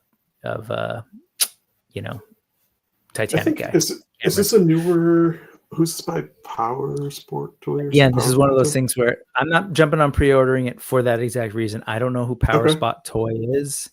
And I'm just going to kind of wait. Not that, again, it's one of those things where I should wait. There's no reason for me to jump on something, but it's pretty cool. And I would understand why people would. It scratches a lot of these like fun, itches from science fiction tropes of like, what's the Space Marines one with the bugs? You too. Oh, Warhammer. That for sure. And then that too. Yeah, that's right. Those two. No, I was thinking about the movie that came out in the 90s. It was a Heinlein. Robert Heinlein, little novella with Rico, and people are probably saying in the chat, I should just go to the chat. Chat. There you go. Starship Troopers. Starship Troopers. That's the police movie. Yeah. No, Starship Troopers. So yes, so look at that, man. Pop on that head. The body, like the posability of the body too. This is the other trippy thing about these companies. I look at their prototypes and they're still able to get them to stand in these really like cool poses. I'm like, I don't know what exactly they're doing, because those are really usually hard, which is why which is you have to trick it sometimes, but that there's some balancing issues here that I would think a prototype wouldn't be able to do. Right. But it's pretty cool. I love it conceptually. Just resin prints, I think, right? The protos, at least early. Yeah, and usually those joints are just like floppy because it's resin. There's no like grit. But look at this. This is just it's a perfect example where it's like this will be right at home with a lot of different lines if you collect Cosmic Legions or Joy. Is it Joy Toy that's getting into the 112th now, and like this looks pretty close in line with that. Not Joy Toy, but Acid Rain. Acid Rain, yeah. So I always get those confused. Me too. Me too. I totally thought Acid Rain was Joy Toy for the longest time. Yeah, right. Look at this. So like it looks awesome. Yeah, yeah. It for me, it's always like, am I familiar with the company? Are they doing stuff that I enjoy? And do I have any of their other products? And I mean, do they do stuff that'll fit my collection? And I mean, I don't know who this is yet, but I could definitely see where this could fit. It's one of those cool things. We'll just wait and see. But I'm thinking about the landscape too. This totally fits in with Sexy Ice and what they're doing with the Mantis and the Unkval Troopers, and like now you got this dude coming in, and this guy didn't quite fare too well. Final price on this is going to be $100 shipped for the standard and $120. So it's spendy, especially if because right off the bat you're like, ooh, army build, right? And like in different states because they're generic looking trooper armor, but it's not something I would do. I love it, but I don't love it that much, even to just buy it right now. But I know there are folks who do. I think the armor's cool too, man. I like, look at that however they're doing this sort of like foggy thing. I don't know if they're gonna do two pieces to get this translucent thing, but it looks really good. The back of it or something. Yeah. Anyway, that's a thing. One of many great things you can do, and that's an old school thing. So, how about this? Did you do any of the Fury Toys stuff in general, the Wukong or even the Turtles, which I think became Rage Toys? Yeah, right. I've got the Turtles and Splinter. I don't know if they got was it Bebop? I don't know if he's out yet or not, but I didn't get him. He's not. So what'd you think of those? Can I ask what you thought of your Turtles and your Splinter? I love them, man. I think they're awesome. I know a lot of people said they were a little small, but to me, I like the Turtles being smaller than other 6-inch figures, so I was totally okay with it. And I love the designs of those things, man. Like they just have so much little detail packed in and sculpted and painted and whatnot. And you got Donnie's got a backpack with like these mechanical arms that are coming out and stuff, and they're super cool. And every one of their releases has gotten better than the last one too. So again, like you can see the improvement there. And so I for anybody that wants this, I don't think they should have any reservations on it. I think it's going to be a great figure. I'm not in on this one because I just don't really have any attachment to this kind of character, I guess. But to me, it kind of reminds me of like Beast Ganon, if anything. So that's kind of the pull for me. But again, it's not really that close enough to where I feel like I gotta have this one. Yeah, and you could wait for like an actual Beast Ganon because it'll be someday, whether it's legit or third party. But for me, first off, I only have the Master, which is their Splinter, and I really like that figure. There's some weird articulation to that guy, especially the legs. Yeah, but he looks really cool, and all the little scrolls and everything. Love him, and scale wise, he's small. He's a rat, so I'm good with it. And I ordered Bebop, so those are my only ones. Folks are stunned that I didn't get Wukong. So for the folks who are wondering, like how does Brick paying for this stuff? Rayson, you're not wrong. I don't buy HasLabs. I did buy two more expensive ones that I need to sell. If you really like the Fantastic Four movie, buy one of my Galactuses. If I stop being lazy and actually do the work to sell it. But this guy, again, I'm really intrigued by this world where we can get like stuff from Chinese lore. These stories are now like, it's crazy how Wukong has become like a Ninja Turtles. I don't know. I'm really liking this era of pop culture and the access it's giving to these stories that have been around for a while. Right alongside, a character that's like based in mythology or something. Yeah, so the Wukong story, which is it's a funny thing. I guess there are people who do worship Wukong, but it's known that it was a work of fiction, a literary work done a long time ago. And it's epic story meant to kind of like teach also like themes, Buddhist themes. And so they've created all these different gods between that work, which is Journey to the West, and there's another one that I'm forgetting the name, and then there's another one that's completely separate called The Investiture of the Gods. Those two things are really where a lot of these figures are coming from. These characters are coming from. So like Neja, and which is the kid with the multiple faces, or there's a goat man coming. That's all from Investiture of the Gods, and then this is all from the sort of Journey of the West Wukong stuff. Okay, gotcha.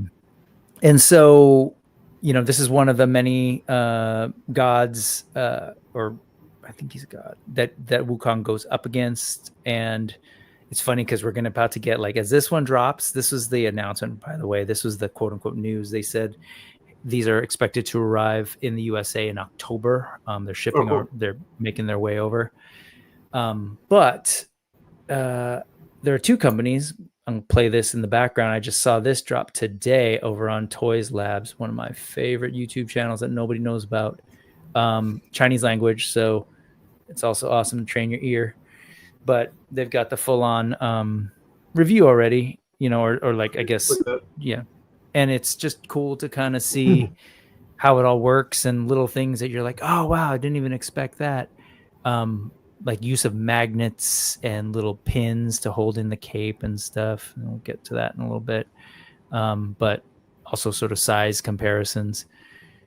But as that plays, it's funny because there was was it Fury, or was it a different company that did like the bloody version? I think it was them, wasn't it? So Fury will have a bloody version of this, and I want to say N.E.W.S is also doing this character, but I believe they have two versions as well that might be bloody. Okay. So this is the company that I think they have a bloody version, this version, and the sort of statuesque marble looking thing. Yep. So you can kind of see like how the head attaches, and I really love this channel because they'll one show us the stuff coming from overseas real early because they get it earlier, and then they kind of really take you through the paces of how this thing is made and or how it's structured and how it all kind of works. So I love seeing it. I like what I'm seeing. Some stuff like real like nitpicky stuff. I was like, oh, sometimes it feels like they're a little over excessive on some of the paint. It feels a little loose, but it's totally me nitpicking. I was just talking to my brother about this, and even he was just like, dude, you're tripping. It's too much, but it's cool. All the wired soft goods and everything. And then I want to see, you can kind of see the articulation, but folks can check that out on their own. But I wanted to show magnets. All the different magnets, attachments and stuff. And I was like, okay, I'm kind of intrigued. I'm always, here's an example, loving how these companies that come out of nowhere are being incredibly productive, as you point out, are like, they go from release to release and they're doing whole new bodies, different parts, right? Look at that Ninja Turtles line you're talking about, right? Those bodies, they could have easily used the same body, but they didn't. Yeah. Yep. And then they do the rat that's completely different. And then they're doing Bebop that's completely different. So I'm just like, damn, I need to just figure out what's going on with these figures. And I'm really intrigued by them. And I've yet to be disappointed. Do you have a Wukong figure? I have Figure Obscura and N.E.W.S. Okay. So those are the two I landed on. I went back and forth on Furies. I'm stuck on the whole light up eyes thing. That's the one thing I wish these companies would stay away from.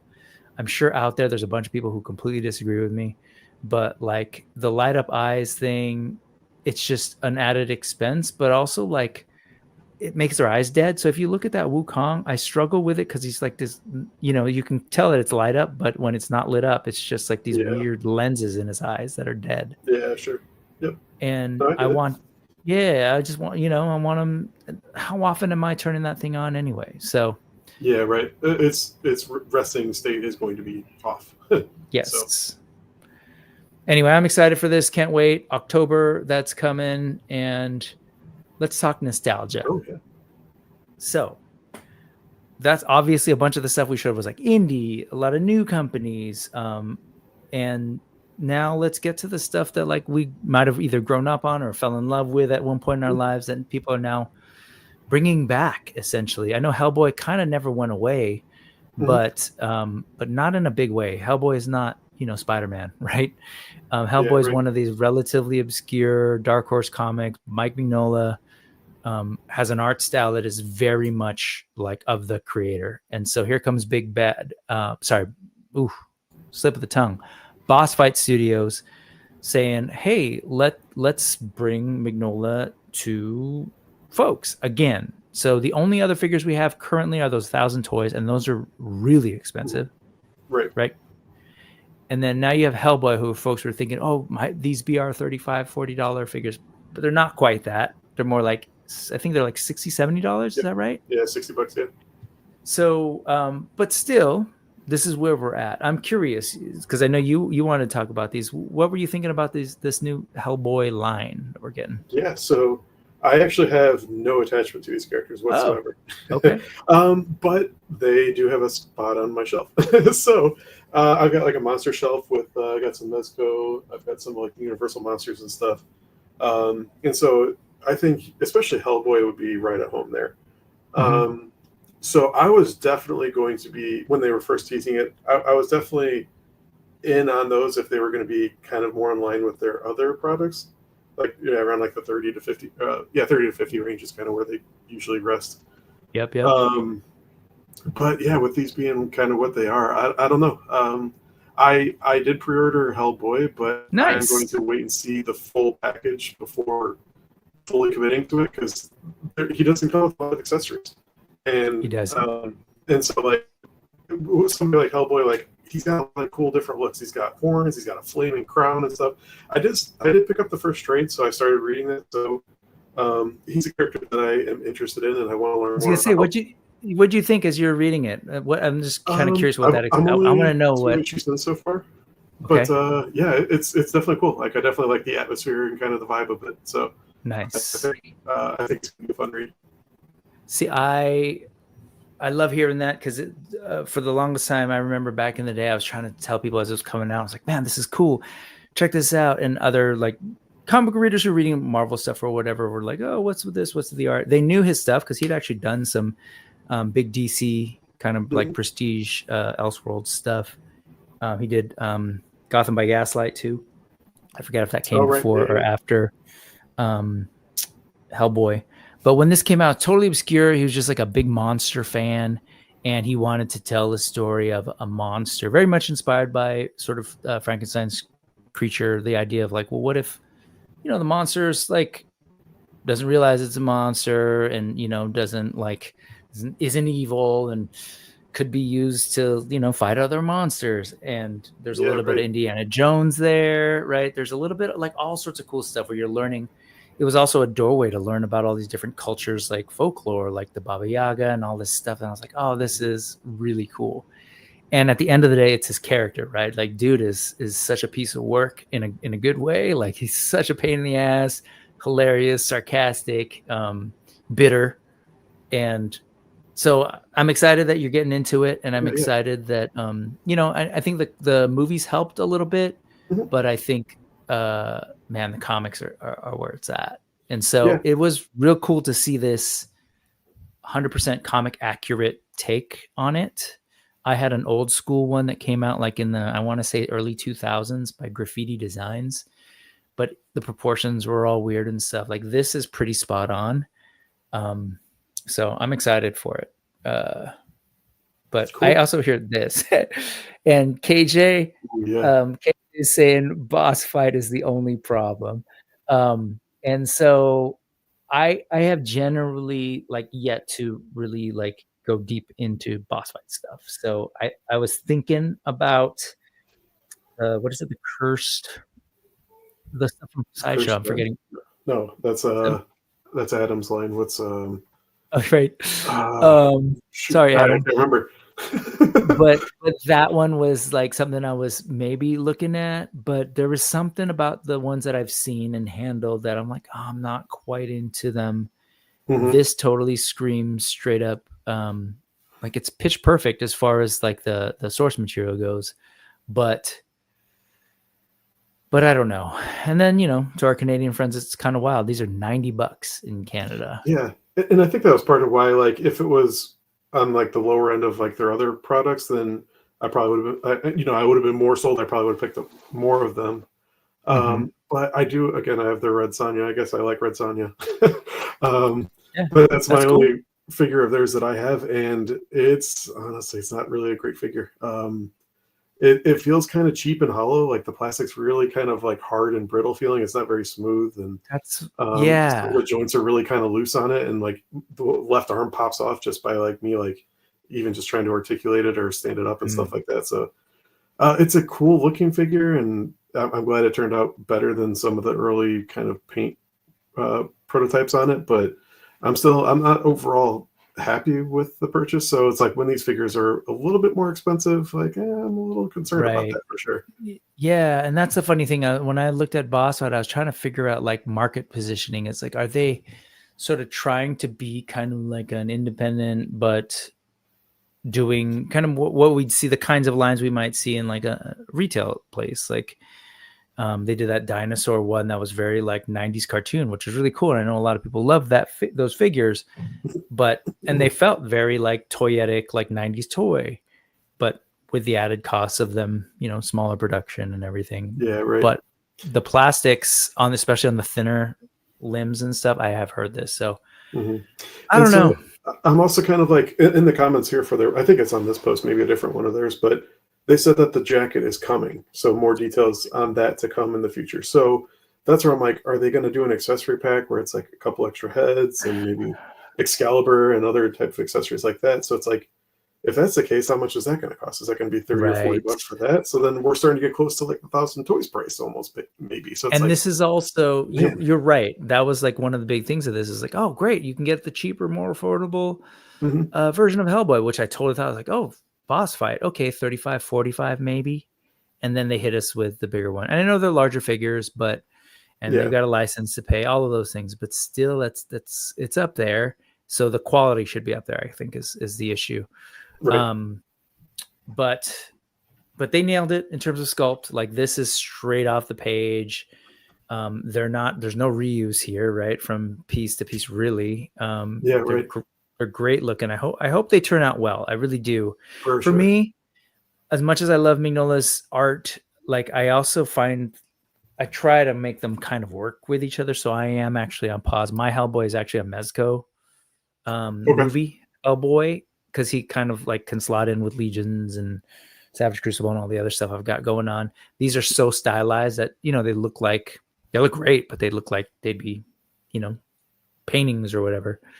But man, I know sometimes I buy stuff randomly. I do have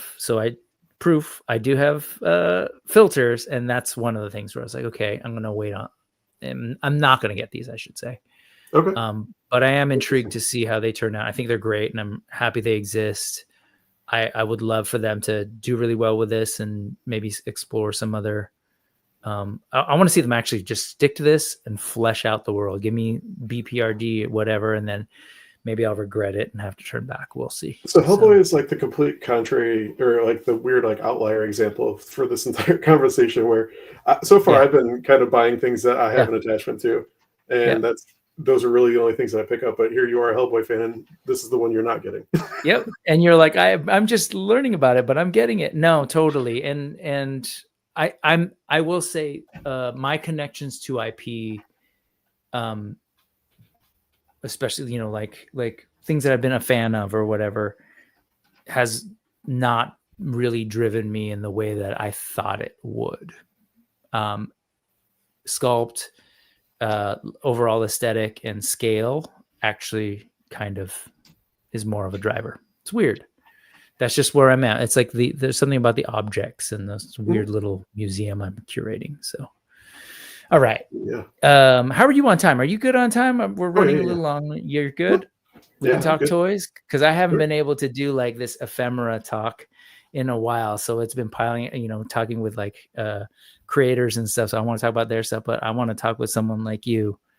Basically, we're doing what we do on Discord, but on video. So, hey, let's talk this. This got a lot of people's attention the last couple of days. It's all over the Discords and the streams. What are you thinking of these Gamerverse figure arts? Spider-Man. I mean, for Spider-Man, I am totally in. Spider-Man is my favorite character. I mean, I'm a Marvel fan. I always have been. And superheroes is like one of my big things. So, this is a no-brainer for me. I don't have any Bandai figures in general. Nice. So this will be a first for me. They usually have some kind of like stylistic thing that I'm not crazy about, and you could tell. I mean, this is a stylized figure. They are going for the sprite or the artwork, whatever it may be, and I think it captures that pretty well. But Spider-Man's just one of those weird, awkward characters that it's like, okay, if he's got wide shoulders and like large muscles and stuff like that, like I'm totally fine with it. Like this he looks like he's gonna be able to hit some poses that no other Spider-Man can. Like, I've got the Sentinel Into the Spider-Verse movie, and that is probably the most articulated Spider-Man figure that I have. And this looks like he's especially like his like fighting stance. It's like I don't know if that figure could do that. I could try maybe, but this just looks fantastic. How do you feel? Because I've seen a lot of talk about like this area in particular and all of the other sort of joints that people aren't sort of used to. Does that bother you at all? Or is that no, not so much. I mean, it is kind of an odd choice, and I think there's examples of companies that are able to hit that kind of articulation without looking like that. Right. So I don't know. I think there might be a better way to refine it. For me, more so is there's a couple of articulation choices that are kind of strange, like mostly in like the waist area. I don't know if we have any good shots of like they cut below the red belt. So to me, I would think like a Spider-Man figure, that's such a natural spot for that articulation. So it's weird that they cut it like that. So that to me is more concerning than like the crotch thong thing, I guess. But this is figure like he's gonna look weird in a very static pose, but he's going to be a dynamic pose. So you can hide that so easily. If you have this figure and you're posing him like this in the main, I don't know. I feel like you could have gone a different direction and gotten something that didn't have all these cuts or whatever, and you would have been just fine. But whatever, we all buy the stuff that we like or we're drawn to, and that's the funny thing with like the buying. We'll sit here and go like, oh, that's unacceptable or whatever, but it's silly. Ultimately, there's always things we're overlooking, whether it's pins, whether it's, he can't stand in this way or whatever. Right. And so it's always fun to me to kind of sit back and hear how people like go real hard on this one issue. Like, I can't stand that or whatever it is. I'm like, but what are all the other like joints that you're dealing with, or these, I don't know. It's just weirdly inconsistent. Sure. Yeah, Cyclops for me, like I don't think that really fits with what I've got so far. Like Legends is a little bit more like realistically proportioned. Like they're not super heroic proportion and stuff like that. So Cyclops looks a little too cartoony, and I don't know if he would be at home there. But Spider-Man, I think he's totally fine. So it's just kind of a character by character basis, I guess, in this line. But there are a lot of characters that I want to see their versions of because I think they will fit and they will look great. So I'm kind of curious to see what they got cooking. I mean, I will just say, like, when I look at this figure, and like, I saw the thong thing too. I totally see it. It's not like it's like, it's not noticeable. It's 100% noticeable. But you know what's also noticeable is like it can do this. Mm-hmm. You know, like what other figures can do that with these legs splayed out that way? And I can kind of see his lower back here and kind of coming over in this way. Yeah, exactly. Like, he can do this, and not a lot of figures can. And so it's like I see all of those things and I weigh them out, and I'm like, you know what, thong, whatever. Like, look at that. Mm-hmm. That right. I think exactly. So the hands and the obviously they're working off of the Capcom art, and so a lot of that art direction is driven by that. But the fact that they were able to translate the sort of like the dynamic gesture of those, like they caught on to like, no, these aren't straight, fingers. These are curved dynamic lines that are coming out, and they just look so good. The edges, the silhouette of those hands too.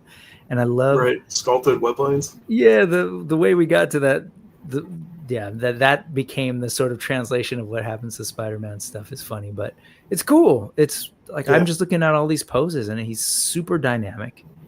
Like this is what Spider-Man should be able to do, and so I would think, because so much of what we're used to seeing in Marvel Comics is not him standing straight up, right? It's really in these poses, and I think, look at that, damn, so good. That's like that. My test is always, I was telling people, it's like are you familiar with the band Circle Jerks? They have this punk rock skanking dude. Like it's amazing to me if a figure can hit that. So this is like almost there. Thanos is feeling it. Here, Hella Geek is saying, I hear peeps talking crap about the proportions of the body and all the articulation cuts, but it seems justified when you look at that posability. Exactly. Like, I'm with you, Hella Geek. That's what I see too. I'm just like, okay, sure. Oh no, his costume design breaks there. It's like, you could sit here and pick out all of those things, but how many of my figures can really do that in a way that feels super dynamic? Leg twists, toes. When you have more articulation than less, then it gives you that kind of flexibility to pose the character in a way that you would like. So if you don't like that break there, then kind of shift the torso in such a way that you are happy with it. I see a lot of conversations where people say that they only want articulation that suits that character. Like, oh, like he's wrong. He's a robot. He doesn't need to move. But like, I always want to have more articulation because I like to pick up my figures and play with them and pose them and stuff like that. So it's like, it's way more frustrating for when a character can't hit a pose than having like a joint that might be semi ugly. Because it's like, you can fudge that around and hide it. So I don't know. I'm with you. I think this is great. I'm with you too. I definitely understand, like, okay, some characters don't need it, and that's fine. Like, I can buy into that. But if I get a Spider-Man that can't, that's frustrating. So I totally can understand where people are going with that. Like I was saying with the pirate guys, like, I get it. They're like big dudes in like leather coats. Like, I can't move in a big, or like stormtroopers. Like, what are stormtroopers aren't going to do this? And so I get that, and there's a part of me that'll excuse it. But that said, we all like love what we love. I know we kind of like said, oh, what do you think about when you're buying? I didn't say scale, I didn't say articulation really, but those things do matter to me 100%. But I often do find myself buying things that aren't like relatively static. I've bought a bunch of toys in Japan that are older toys that don't have the best joints, but I'm just like, oh, aesthetically it's cool. So I've just always kind of wondered when people are like less flexible, I guess, and they're just sort of like, nah, thong, bad. Like, there's so much other good stuff here. Come on. There's so many different versions of this look too. So it's like, if you don't want those kind of crazy proportions and you want somebody a little bit more realistic, like Mayfex, what is it, 185 or whatever? Like, they've got their version of kind of these colors with the big eyes and stuff like that. And they don't have thigh cuts. So if you want a cleaner look, then okay, go for that. Like, you got options. So yeah, I don't see how anybody could really have a problem with that. Yeah, it's a great looking figure. I am actually just looking up because I'm not in the market for it. I'm not, like, again, these are true 112. They tend to be smaller. So I'm looking at how much they cost. Entertainment Earth is selling it for $100.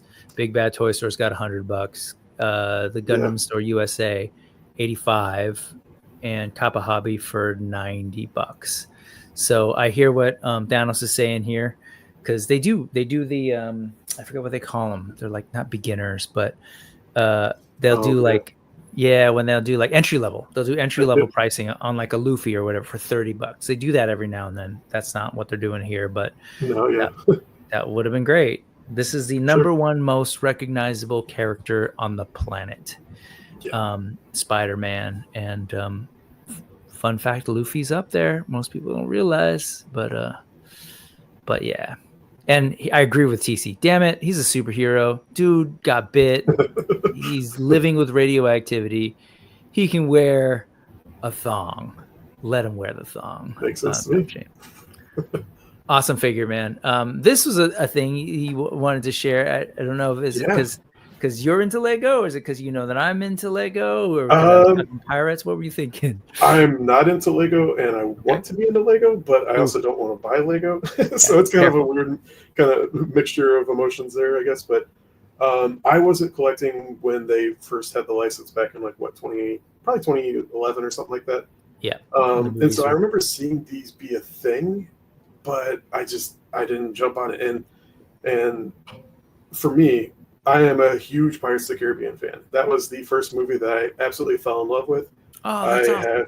I have all the soundtracks. I've watched all the behind the scenes very many times, all the commentaries. Like, I absolutely love this property. But I don't love this product. I think they probably would have blocky. Me. I don't think the ship looks bad.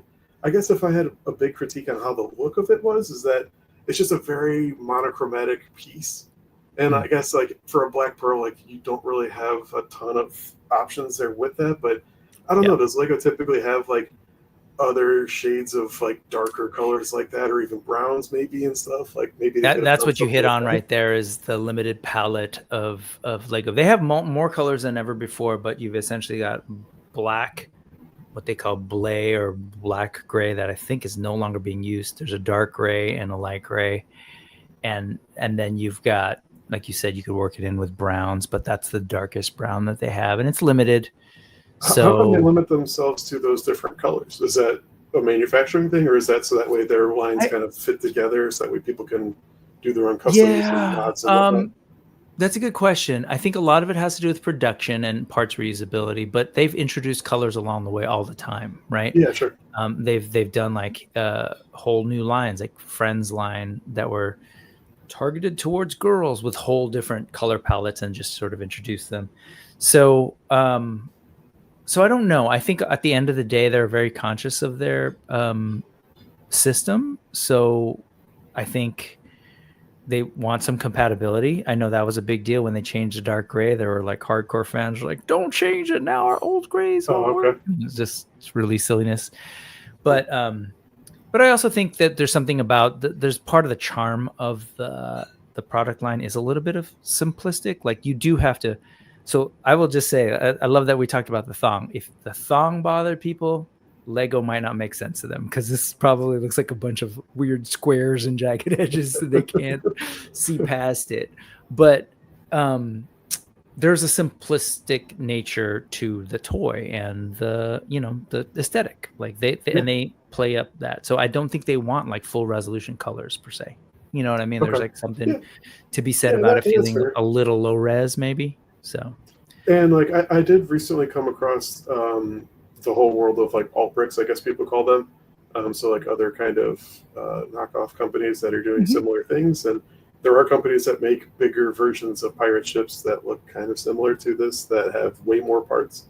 Yep. And the truth of the matter is that like those are shelf pieces. Like you can't play with them. Like this one, you got the whole hull that pops off, so like that picture there. And I guess like for me though, like knowing Lego for what they are, I wish this had more to offer. Like that's a big price tag on this thing, and like even just in the first movie, you've got the cargo hold with like the barrels and hammocks hanging in the mid decks and stuff like that, or you've got the prison cells and stuff in the like. So it's like there's so many different parts to this ship in the movie, and I get like you can't just make these things endlessly massive, but this just doesn't really feel like it has a lot to offer. Like it's got the captain's quarter that pops off in the back, so you can see that. But like, man, like for as much as like I want to love this, like I wish it had more play features with it. Cause I'm fully with you as someone who's like obviously does do a lot of Lego. Has in the past more so than I've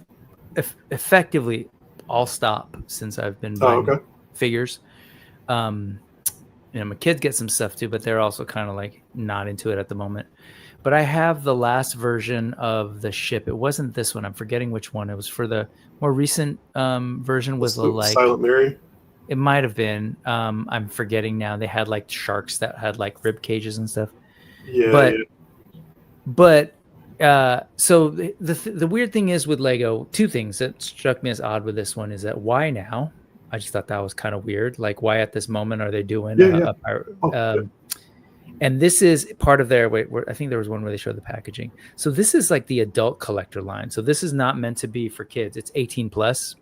So they're going to be more expensive. This is no different from the giant Death Star that they recently showed. Yep, the Death Star, or the older Death Star, and as well as the new one, or the Millennium Falcon, or the build an Atari or build a Nintendo, right? Or the flowers. They're meant for older builders, a little more complex build. So that's partially why you're getting less of the play features and the compartments and stuff in this one. But I'm 100% with you on what you're picking up on, is that like it's this weird middle of the road model that doesn't lean in on those toy features. But I would say this isn't even like the same level as like, you know, the Millennium Falcon or some, even their plant models. Like it still looks very like Lego-y. It doesn't feel like it's somehow elevated. Hell, I don't know if you've seen this, but they even did like a Twilight House recently. You know, did they? Okay. And I was going to say, what was that medieval castle? It was like, was it the Lionheart Castle or something like that? It was about the same price tag. I don't know, piece count and stuff like that, but like that thing, like it folds open. It's got all these separate rooms and stuff like that. Yeah. So that's another weird one in that what they're doing with that is they're going back to an old classic pirate set and then bringing it back, but like plussed for adults. So on the one hand, they're playing into the fact that you owned that model back in the day. So they know you're going to expect the play features. Yeah. This one just seems weird. Like it just like Lego's usually really good about thinking about like, who is this for? Sure. That's why to me, it's like, no offense to you as a Pirates fan, I'm totally into that franchise too. I don't know if you caught the thing, but I dressed up as him before because I just fell in love with that concept of Jack Sparrow. But I feel like I don't get who this is for at this time. In 2025, they're like, hey, remember that movie? It was called Curse of the Black Pearl, but we can't even call it that anymore. So we're going to call it Jack Sparrow's ship. So it just seems like all over the place, confused. And it's not Lego's best work. Lego's usually real clear-headed about like, this is what we are doing. So. Okay. And I've seen reviews of it, and it looks like it's a fun build, and it looks like it's a nice piece and all that stuff. So I'm sure the final product is fine. And like, this could be for me, but if this, as it was, were cheaper, if it were like $100 cheaper, they would have got it. Or I will say on the you go ahead. No, go ahead, go for it. I was gonna say, or on the flip side is if this is the gateway for them to bring back like the play toys, that if they have these versions of these ships that are like $150, like more in line with like the Millennium Falcons and stuff like that. I would be in for that too. Like I would more so want that. Like if that's where this is heading, then sign me up for that. That sounds awesome. Yeah, unfortunately, that's where I think they were. Yeah. And so this is like that was it, man. I got some good ones for like $70 that weren't that much smaller than this back in the day. But like that was the movie was kicking, movie tie-in. Let's sell to younger. You know, we're trying to like capture both kids as well as the adult fans, and that's where you get that sweet spot. But you know, a couple of things. TC is saying maybe a weathered filter would help with the photos on it. Looks too crisp and clean, and I hear you. It's one of those things where like that's just Lego style, their marketing style. They just show you the product because that I get it. This is where I was thinking, like, man, right now the cool pirate stuff, and I know it's not your typical pirate stuff, but the One Piece stuff that's coming is cool. I think I'm super into One Piece, and I think it's just such a fun take on pirates and piracy. Seems light, seems silly, and then you watch it and you're like, oh damn, like is that where we're going with this story? But I know it's not for everyone, but there's some cool pirate stuff there. What's up, Allison? Good to see you. And so here, this is a conversation. I don't know if was it on this? I think it was on the GDL Discord, not on the. But part of my ignorance. But what is wrong with calling the ship the Black Pearl? So first off, there is no controversy that we know of. So like, all we know is that they didn't call it that. Now, I was on a thing, and I could go on for days, and I'm going to try and give you the concise version of what I said elsewhere. But one, we don't exactly know what the deal is. We know that, I will say this: Lego is always very brand conscious, and for the longest time wouldn't even include guns. And what else did they include? I don't know. There's a bunch of stuff they wouldn't include. I'm blanking. But the whole idea of Lego comes from the Danish word "leggot," which is play well, and they really wanted this like wholesome for kids to build, educational a little bit kind of thing. And then they started going into the licensed stuff, and so I think that created some wrinkles, and they've allowed some stuff, but they've always been real like conscious of their brand. And so for whatever reason, they decided not to do this. Some people say, well, it must be Disney because they're woke. Maybe. I don't know where the mandate came from, and no one, unless someone's going to show me papers, like contracts, we won't really know what the real deal is. What we do know is this doesn't say Black Pearl. So I don't know. I know clearly they made a decision somewhere, whether it was Disney or them. But here's the other thing. So this is what I said in that thing, and I'll try and give the short version. The short version is that someone from the Lego company once helped me see something that was like, oh, illuminating. And it totally spoke to my like history nerd. They said, folks in the United States will often ask us about that. They came up with the slave one for Star Wars, Boba Fett's ship. Yep. And they're like, the reality is everything I just said about Lego being protective of their brand. Two, that in Denmark, they operate on a very different cultural sensibility and a different history. And if you look at the history of their country, they had a very explicit role in the slave trade, the enslavement of Africans, and the trade of Africans all over the world. And they have since been very clear about trying to address that through their history. They like historically they've come in front of it. They didn't hide it and ignore it. In some cases they did, but they addressed it so much so that like when apartheid was happening in South Africa, they were like one of the few countries that was like, nah, down with this stuff. And they tried to do economic blockades. Again, I said I'd do the short version. At the end of the day, we don't really know, but I think with all of that in play, knowing that that's how they operate, it wouldn't surprise me if they were like, a big ship. Should we call it, for whatever reason, like have the word black in it? I don't know. Given the mood, I don't totally know this. I'm assuming, but I will just say that that's their call. I'm going to let them do what it is. Thank you, Mr. Ryan Clark, for letting me out of the hook. Never mind, got it.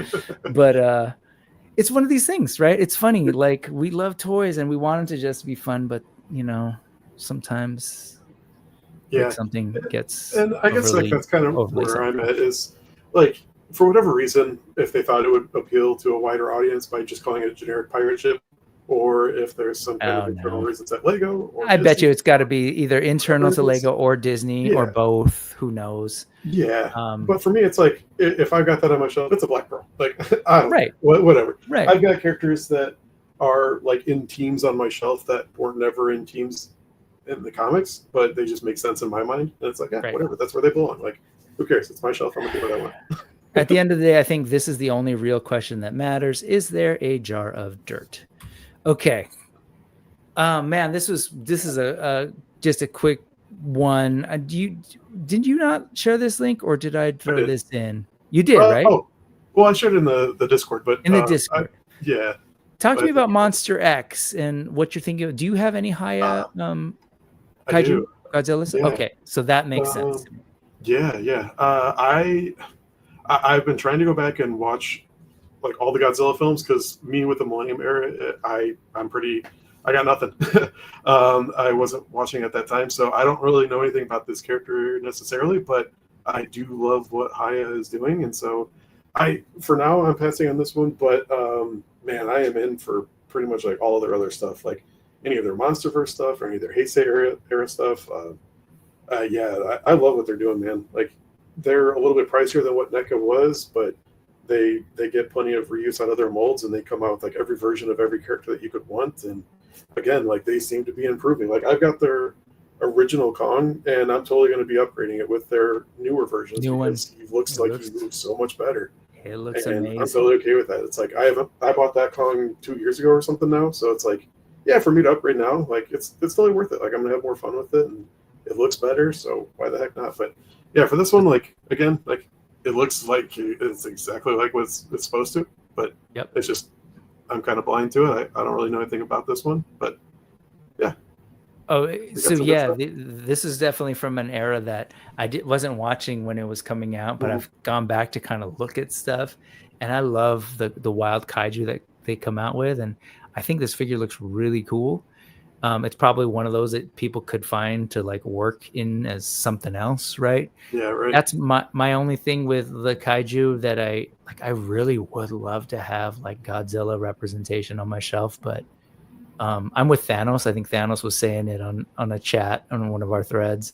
Like, man, I want a life size, to scale Godzilla, right? And so like I was joking about that, like, get a costume, but like at the end of the day, that's my one weird thing about kaiju. I love them, but like, man, to make them work on my toy shelf, and this is my weird thing, is they're so small. Like it bums me out to see Godzilla so small, but it's dumb. I acknowledge like that's my dumb weird standard. But I do have a couple of things. Like I have an early Godzilla that they did, and then I've got some Bandai stuff. But I don't know. I think he looks amazing. See, she's like, yeah, I need a 1/12 scale. He needs to be huge. Yeah. Maybe it's just like a tail or a foot like that. Do you remember? Did you ever see Godzilla versus Bambi? No. Okay, No. Look that up after. And folks, if you haven't seen it, go watch Godzilla versus Bambi. It's a great thing, and it's not too long. Just watch it, check it out. But yeah, just like a giant. Could be just like maybe a foot or a tail or something. I don't know. But Godzilla's rad, man. Godzilla's such a perfect monster. And then since then, I feel like they're always trying to like capture something. Some of these newer ones like this is like, it's definitely of its time and doesn't have the same timelessness as Godzilla or Rodan do, I think. But it's so cool looking. I mean, I love how like the shoulders here are like basically another split head, and the other head's coming out of it. So, and yeah, everything I've seen from Haya is cool. I'm glad to see that they're in like for the long haul here. Like at first I wasn't sure if they were just sticking to like Monsterverse stuff, but yeah, like this is a pretty deep cut. Like they're going across several different eras. They're not just sticking to one. And yeah, I think they're really doing a good job at capturing any kind of Godzilla fan that could be out there that would want this stuff. Agreed. I hope they continue to do that. And I love that they did something that we don't actually have a whole lot of toys of. So I hope they keep going that route, and then maybe bringing some people over and then, getting them with some of the others. I've got a kaiju shelf. It's mostly some Haya stuff, but I've got some other things in there. I've got some Gundam models. I've got that's the perfect. Lucky Cat Power Rangers MMPR Megazord thing. And like for me, like I'm not super strict on scale when it comes to these big, gigantic beasts, because it's like, it depends on the media. And like I said, everything I said was, I admit that it's really dumb. It's such a dumb thing. If anything, it's just like, it's a good barrier to keep me from buying stuff. But no, 100%. If you could get like Gundam and like a bunch of other mechs versus kaiju, I think that's an awesome shelf. And then you can even, you can go to town with like props and Evangelion or whatever. Yeah. But like the other thing too is like, have you seen the Monsterverse movies with like the crab with like the squid kind of face and stuff? Yep. So like Haya's making one of those, and like again, like that's gonna fit with the kaiju stuff. But if you wanted to take some shots with like that sci-fi alien face guy, like you could shrink it down and it would totally work. So it's like I'm totally cool with the scale of it. Like it's so much fun. This is one of my favorite lines that I pick up. I'm no stranger to messing with whatever idea of scale. And like we said, like Wade, just like you said, take that Monsterverse crab creature and just put him up against Conan, and you're good. Yeah, right, exactly. It just works. It totally works. Here, let's go ahead and skip this one. We'll skip this. This is what I was going to talk about, nostalgia. We'll skip that, but I'm just showing it. But I do want to Again, another Conan. So this is teases for some great stuff that's out there, but it is getting late. I wanted to show some of these customs and just highlight, because I haven't been able to talk about customs lately, but I'm just thinking about, like, again, the nostalgia factor of people who are like, hey, there are things that I'm nostalgic for. There are versions of these characters that I really enjoy, but Hasbro's not doing them. Nobody else is doing them. Mafex, nobody. So I'm just going to do them. And man, I love great customs. This Ghost Rider and the body type, the way they've kind of got it going on, and that I don't even know what he's used, but I wonder if it's like, I don't know if it's like the no, it's got pins. It's probably a McFarlane body or something, but it's cool how he's achieved that almost like Into the Spider-Verse kind of aesthetic, right? With the weird distortion of the body and stuff, and skinnier legs and like wider uppers. Yeah, big hands. It looks so cool. Like we said, SH doing that Spider-Man. Like he's managed to, or this person's managed to. Shout out, sorry, only one customs _ completely new to me. Dope bike. Look at that. Has managed to kind of create something that looks super dynamic, even when it's just sort of standing there. Yeah. I mean, like if you've got the skills for it, like customs are going to be the way to get your ideal look for a specific character. Hell yeah. Mm-hmm. So you can do whatever the heck you want to. I'm not that talented, so I don't do a ton of customs. My big issue with customs is like when you get into the painting and stuff like that, if you don't do the proper prep work, then you're going to get some paint rubs and stuff like that. And then if that doesn't work, then your whole thing kind of just, that's kind of like a weak link in the whole package, I guess. But yeah, I think it's super cool that there are people out there that can pull this kind of stuff off, because this is probably the vision of a Ghost Rider that he had, and he did it. So power to him. It's killer. The jacket, everything, the little belts. Again, this leg. I'm assuming this is like Frankenstein, or maybe they've just built the boots on top. Yeah, maybe. It's just really well done. Because nobody else is going to make that. Nobody else is going to make this kind of style of a Ghost Rider. So art, man, it's art. Yeah. That's the thing. And even the people doing the production, man, they're doing amazing art. That's, I don't know, pop art, being able that's reproduced in the tens of thousands, right? And this thing is a one-off, beautiful piece on his shelf forever. I love it. I love what he did with the bike too. I don't know what he used. It kind of looks like some like Bandai lightning effects, honestly, or something like that.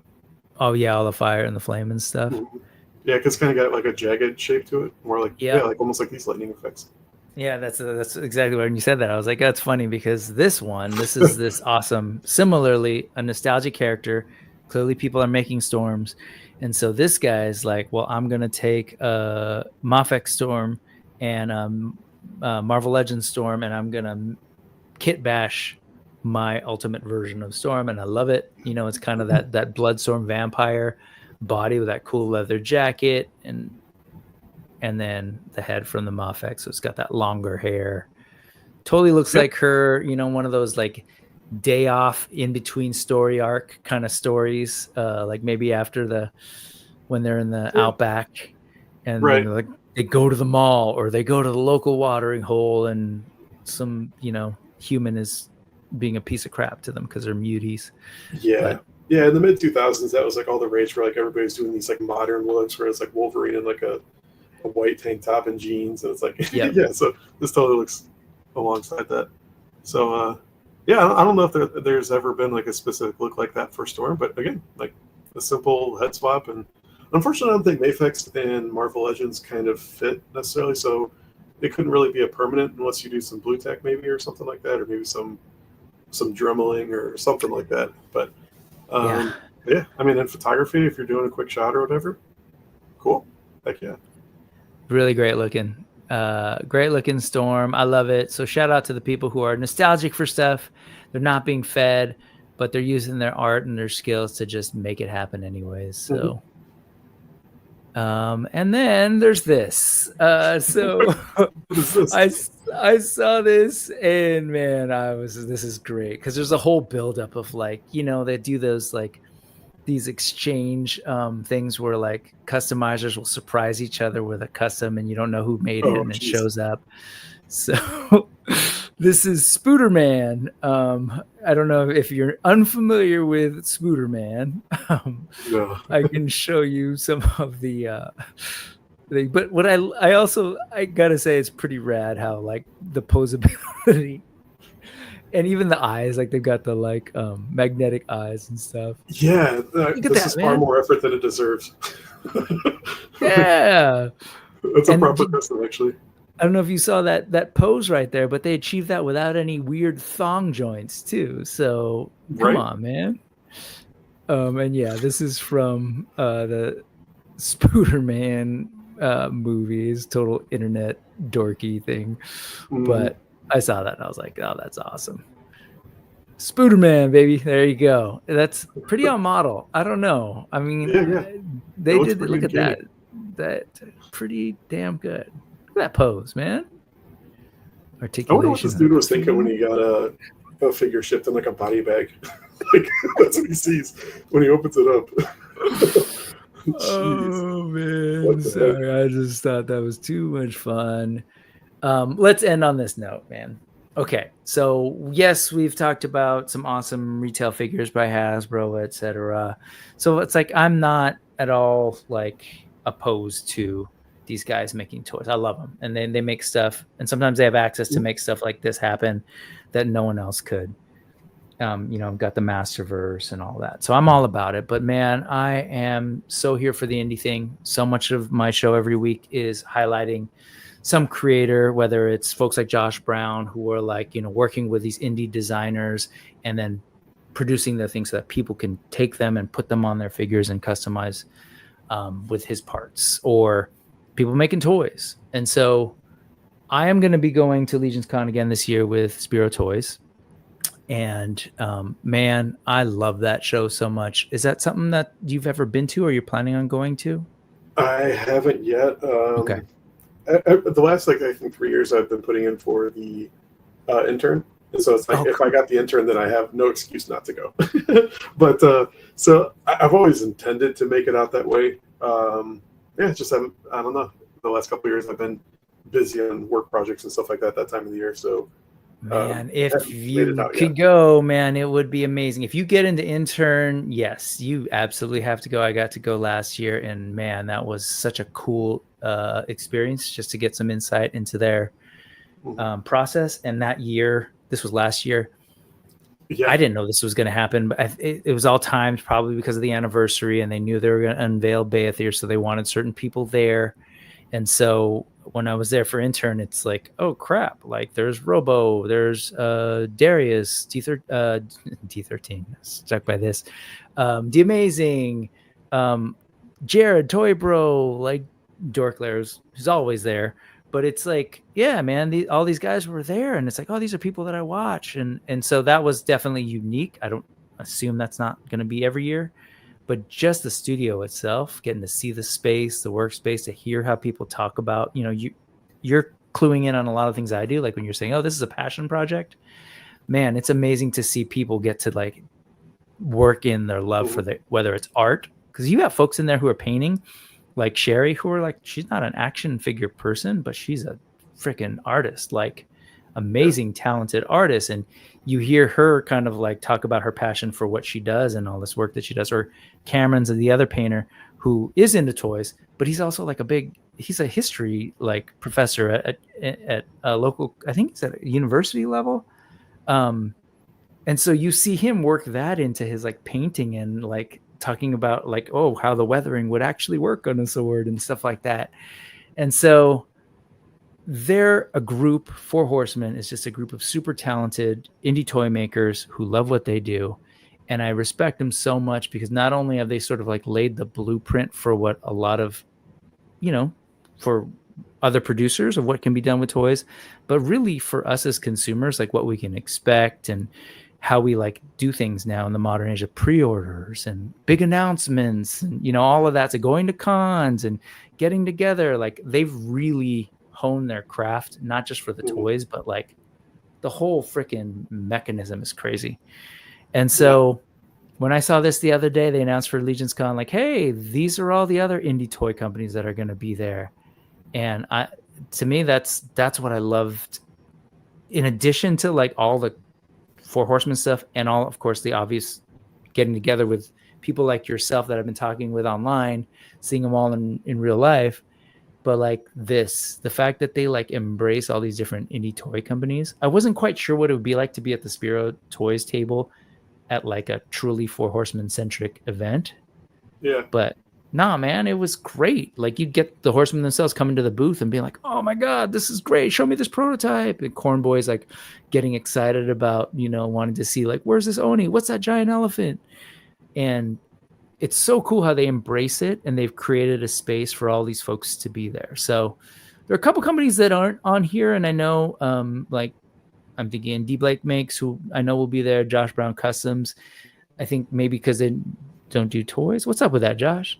But yeah, I guess all of these guys are making action figures. Maybe that's the distinction. But beyond the guys that are here, the folks that are here, there's also like all the talented toy makers that are doing custom parts, custom accessories for your shelf, dios. It's a great show. I just wanted to end with this because I think it's such a like powerful statement to be like, hey, we do what we do. We love that you guys want to come and celebrate our toys, but also these are other toy companies that will be there. And what's funny to me is that some of these toy companies are also toy companies that they're helping like literally like launch. So they helped Ideas from Mars do their you know, Armies of Ashmore dinosaurs. They sculpted these and painted these and did production work on that. Same goes for D13, which is obviously Chris and his toys. These guys, Realms of the Black Tide, who they designed and I believe are also helping through production. Meta Travelers, same thing, design, sculpt. Foxforge, take that back. I don't think they worked on Foxforge. But, here you go. The Hierophant, the Legends of the Ramayana. So maybe to like put a bow in everything that we're talking about, it's a trip. This whole indie toy thing exists. And at least here on the domestic side, I don't know so much about how it works with like Mety and Mithril and stuff. But I love that folks are finding ways to kind of work together, the whole like, you know, rising tides lifts all ships kind of stuff. I said last time for the whole pirate thing that Four Horsemen lift all ships, and this post came out after, and it's like, yep, that's exactly what I meant by that. Like, it's kind of cool. Sorry, that was my diatribe. Where are you at with indie toys? You find yourself buying a lot of them, or of your collection? No, I definitely do. If a figure is something that reminds me of something that I've got some nostalgia pull to, then that's definitely got some bonus points there. But also too, like I'm at the point where I just like really cool, fun toys. So it's like if there's anything that just kind of speaks to me, then yeah, I'll check it out. So yeah, I definitely I've got some products from just what's on screen here, like from these different groups. So I think it's super cool that Four Horsemen, they have started this community of people that could be seen as like competition to them, but they're embracing it. They're welcoming them to their show, and they're building something here. This is super cool. We don't really have a ton of dedicated toy shows like this. This is kind of like what PowerCon. I only went to one of the more recent PowerCons, but I think that's kind of what PowerCon was about. Was it the? I'm curious. Was it the one with the where they had the big Thundercats thing on display? Yes. Oh, by Super 7. Yeah. Because that was definitely like a very similar show where you had a lot of those indie toy makers. Yep, that was exciting. So unfortunately, PowerCon, they went on like a little hiatus, and they're supposed to be coming back, but it might be moving to a different state or something. Right. Who knows? But yeah, this is super cool that there's not really a ton of toy shows like this where you have all these smaller indie companies that are coming together and people eat it up. Like it's not like everybody's there just for Mythic Legions, and these guys don't get any attention. And no, that's not the case at all. Like from what other people have said, is this is some of their best shows, and they sell out of their stuff, and it's great. Like I wish they had more that they brought, and it's incredible. The Legions community is really, it's a wild thing. I went up to Muskecon back in the spring, and so like I got a little bit of a taste of like the Legions community in person. And Yep. yeah, they're great, man. Like that was definitely a nice little appetizer. And so obviously this is kind of the dream. This is the main course here. So I'm hoping I can make it out because it just sounds like it's a ton of fun and it looks like a bunch of fun. So dude, if you can, for sure, well worth it. It's everything people talk about. And you know, it's amazing to see. And you hear everybody all the time, especially, you know, like Wade, that was his first show, first Legions Con last year, same year as mine. My first time experiencing it. It was also Robo's first time experiencing it. And so hearing them talk about it, it's like, yeah, everything, like we all had a very similar experience. Like, whoa, this is real. Like this is a thing where people go and they buy our toys, but they don't ignore like the dude with the random custom figure that he made, or the person with the awesome dio, or the person with the cool parts, or the person making cool explosion effects. And people are just like, here, let me buy this. And then they're super into it, super encouraging. And it very much is like a kind of like, I don't know, like a bunch of like-minded folks. Like everybody in that room feels like they've got some idea on the burner of like toys, accessories, or something. And it's a cool atmosphere. It doesn't feel at all super competitive or petty. You know, I'm sure there's some of that there, but it not at all the main vibe. And I don't know, I look at this, I'm like, yeah, they've always had sort of Glyos representation there, which is rad. Mm-hmm. You got Ideas from Mars, the Armies of Ashmore, Spiro, of course. Valaverse was there last year for the first time. Wade was there last year for the first time. D13, Icon Heroes, Creative Beast Studios. Oh my God, I'm blanking. Yeah, Creative Beast Studios. That's what they get for not having their logo type there. Meta Travelers, Big Bad Workshop. That's going to be new and interesting because they're totally different. They've got a bunch of stuff now going on, so that's going to be cool. Formo, the Hierophant Entertainment, Plunderlings, From the Realm, Grindhouse Toys, Realms of the Black Tide, Foxforge Toys, and their Galactic Valor line. This was a newer one to me, and I'm totally blanking on the name now. I'm so sorry. And Brutal Realm, but they've got some cool stuff going on too. It seems like they're kind of sourcing sort of biblical stuff as well. Elohim, I think, is like one of the names I saw. I was like, oh yeah, I see where you're going with that. But a very like modern, almost cyberpunk take to these figures. So that said, the reason I also want to bring this up is I look at that and I was like, hey, these are a lot of the guests and a lot of the toys that I feature on the Brick Something News. And I was like, oh, there are people clearly I need to follow up on, like Creative Beast Studios. I was talking with Chris the other day and I was like, damn, I can't believe you've never been through. And it's because I realized we were talking on somebody else's show. We were talking it was Adam and I talking to them about Cyberzoic on the Highly Articulated channel. I was like, oh yeah, so you've never actually been on the Brick Something News. So they'll be coming in a few weeks just before they've got some big stuff brewing ahead of Legions Con. I need to get a lot of these folks on. So that's my plan as we sort of try to lead up towards Legions Con to bring some of the folks who I haven't talked to on. I've already talked to, Wade's says, yep, let's do it. Let's figure out when. So that's what's to come. So I definitely wanted to sit with you, and I'm going to see if I can do a couple more where it's just like, hey, let's look at a bunch of stuff before I get stuck in, not in a bad way, but talking to creators about what they've got going on. So this was fun, man. Like this was a nice break for me because I love talking with Quaid about his line and everything, but it's always fun to just look at, hey man, what do you think of this? What do you think of that? I don't think today helped me in terms of being more selective. I still need to get some of your whatever juju you've got going on there, that self-control, but it was still fun, man. I appreciate you coming through and talking toys.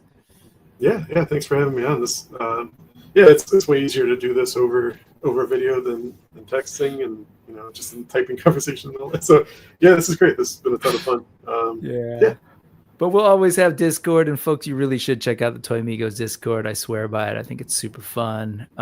Yeah, man, thank you. I know it was a lot longer than I planned. That's always the case. But also, this is me being a little loopy on COVID and COVID meds. But thank you, man. I appreciate you keeping me company in my my hospital room, I guess. Yeah, anytime. Right on, man. So, hey, thank you. And thanks to everybody else in the chat who was here with us today. I know we ran a little long, and I appreciate you all for hanging out. Look at this guy. See, this is why you got to go to Legion's Con, man. You get to hang out with No Chewing. Oh, man, I had so much fun with those guys. And they're fun to watch get a little bit drunk. They're entertaining. You're entertaining, Chewy, when you're drunk. Hey, Larry, thank you very much. And I appreciate that. Yes. And great show. Glad to actually catch you live again. Yeah, it's been a minute, and I've had some weird pre-records just because of the schedule. I will have another one. As I mentioned, I'll be going down to LA on the, 17th, 14th. Yeah, that makes sense. So I won't be doing a show live that day. That'll be pre-recorded, so look out for that. But other than that, it should be me doing lives. Got a bunch of people lined up. Look at the usual places. So you definitely need to subscribe to the channel. You should follow me on brick.something at IG because all that information's there. Fortress Mattimus, you're a little trickier to follow. Should people be looking for you on Facebook? Or just IG, like you said? Want to get in touch? Yeah, if people want to make sure that they can get in touch with me, then yeah, my Instagram will be the best place, just Fortress Mattimus. But from there, it would be a lot easier if we connected on Facebook or Discord or one of these other communities that I'm in. So yeah. If you need to reach me, that's the best place is Instagram. Get on Discord, folks. If you're not, what's up, Doombot? Get on Discord if you're not. Because it truly is I think it's one of the better ways of just doing social media, because you can cut and paste stuff real easy. There's images. I'm a visual person. You can just kind of share links. It's real cool. But obviously go to ones where people are cool. And this guy's cool. He's over on the Toy Amigos one. So go over there and hang out with him. And me too. Hey, man, thank you again. I hope you have a good week. I hope everybody here has a good week. I hope you feel better. You sounded not so bad after what you described. Yeah. No, we're at the tail end of it now, so yeah, it'll be cool. It's good to have the nice long weekend, and yeah. Knock on plastic again. I hope there's a world where I can actually go to work, because being sick and a teacher is not as relaxing as one would think. God, it's more work, I swear, doing subplans and stuff. Anyways, tomorrow night, don't forget, this guy, he's real bad about outreaching and talking about stuff. So I'm going to do it for him. The Collection Nexus, tomorrow night. Check him out, 8 p.m. on the Collection Nexus with Jesse, Ronald, and Drew. All right, folks, we are out of here. Yes, you are. And you're welcome. Love you. All right, guys, that's it. This is where I scramble. God, I always think I'm going to have it ready to go and be all slick, but I'm not. I'm going to play some music and then we're going to go. So bye and awkward stuff. Yay. Bye, y'all. And I'm supposed to press a button. Here it is. Oh, no. Here. Bye. Thanks, everybody. I'm clicking end stream.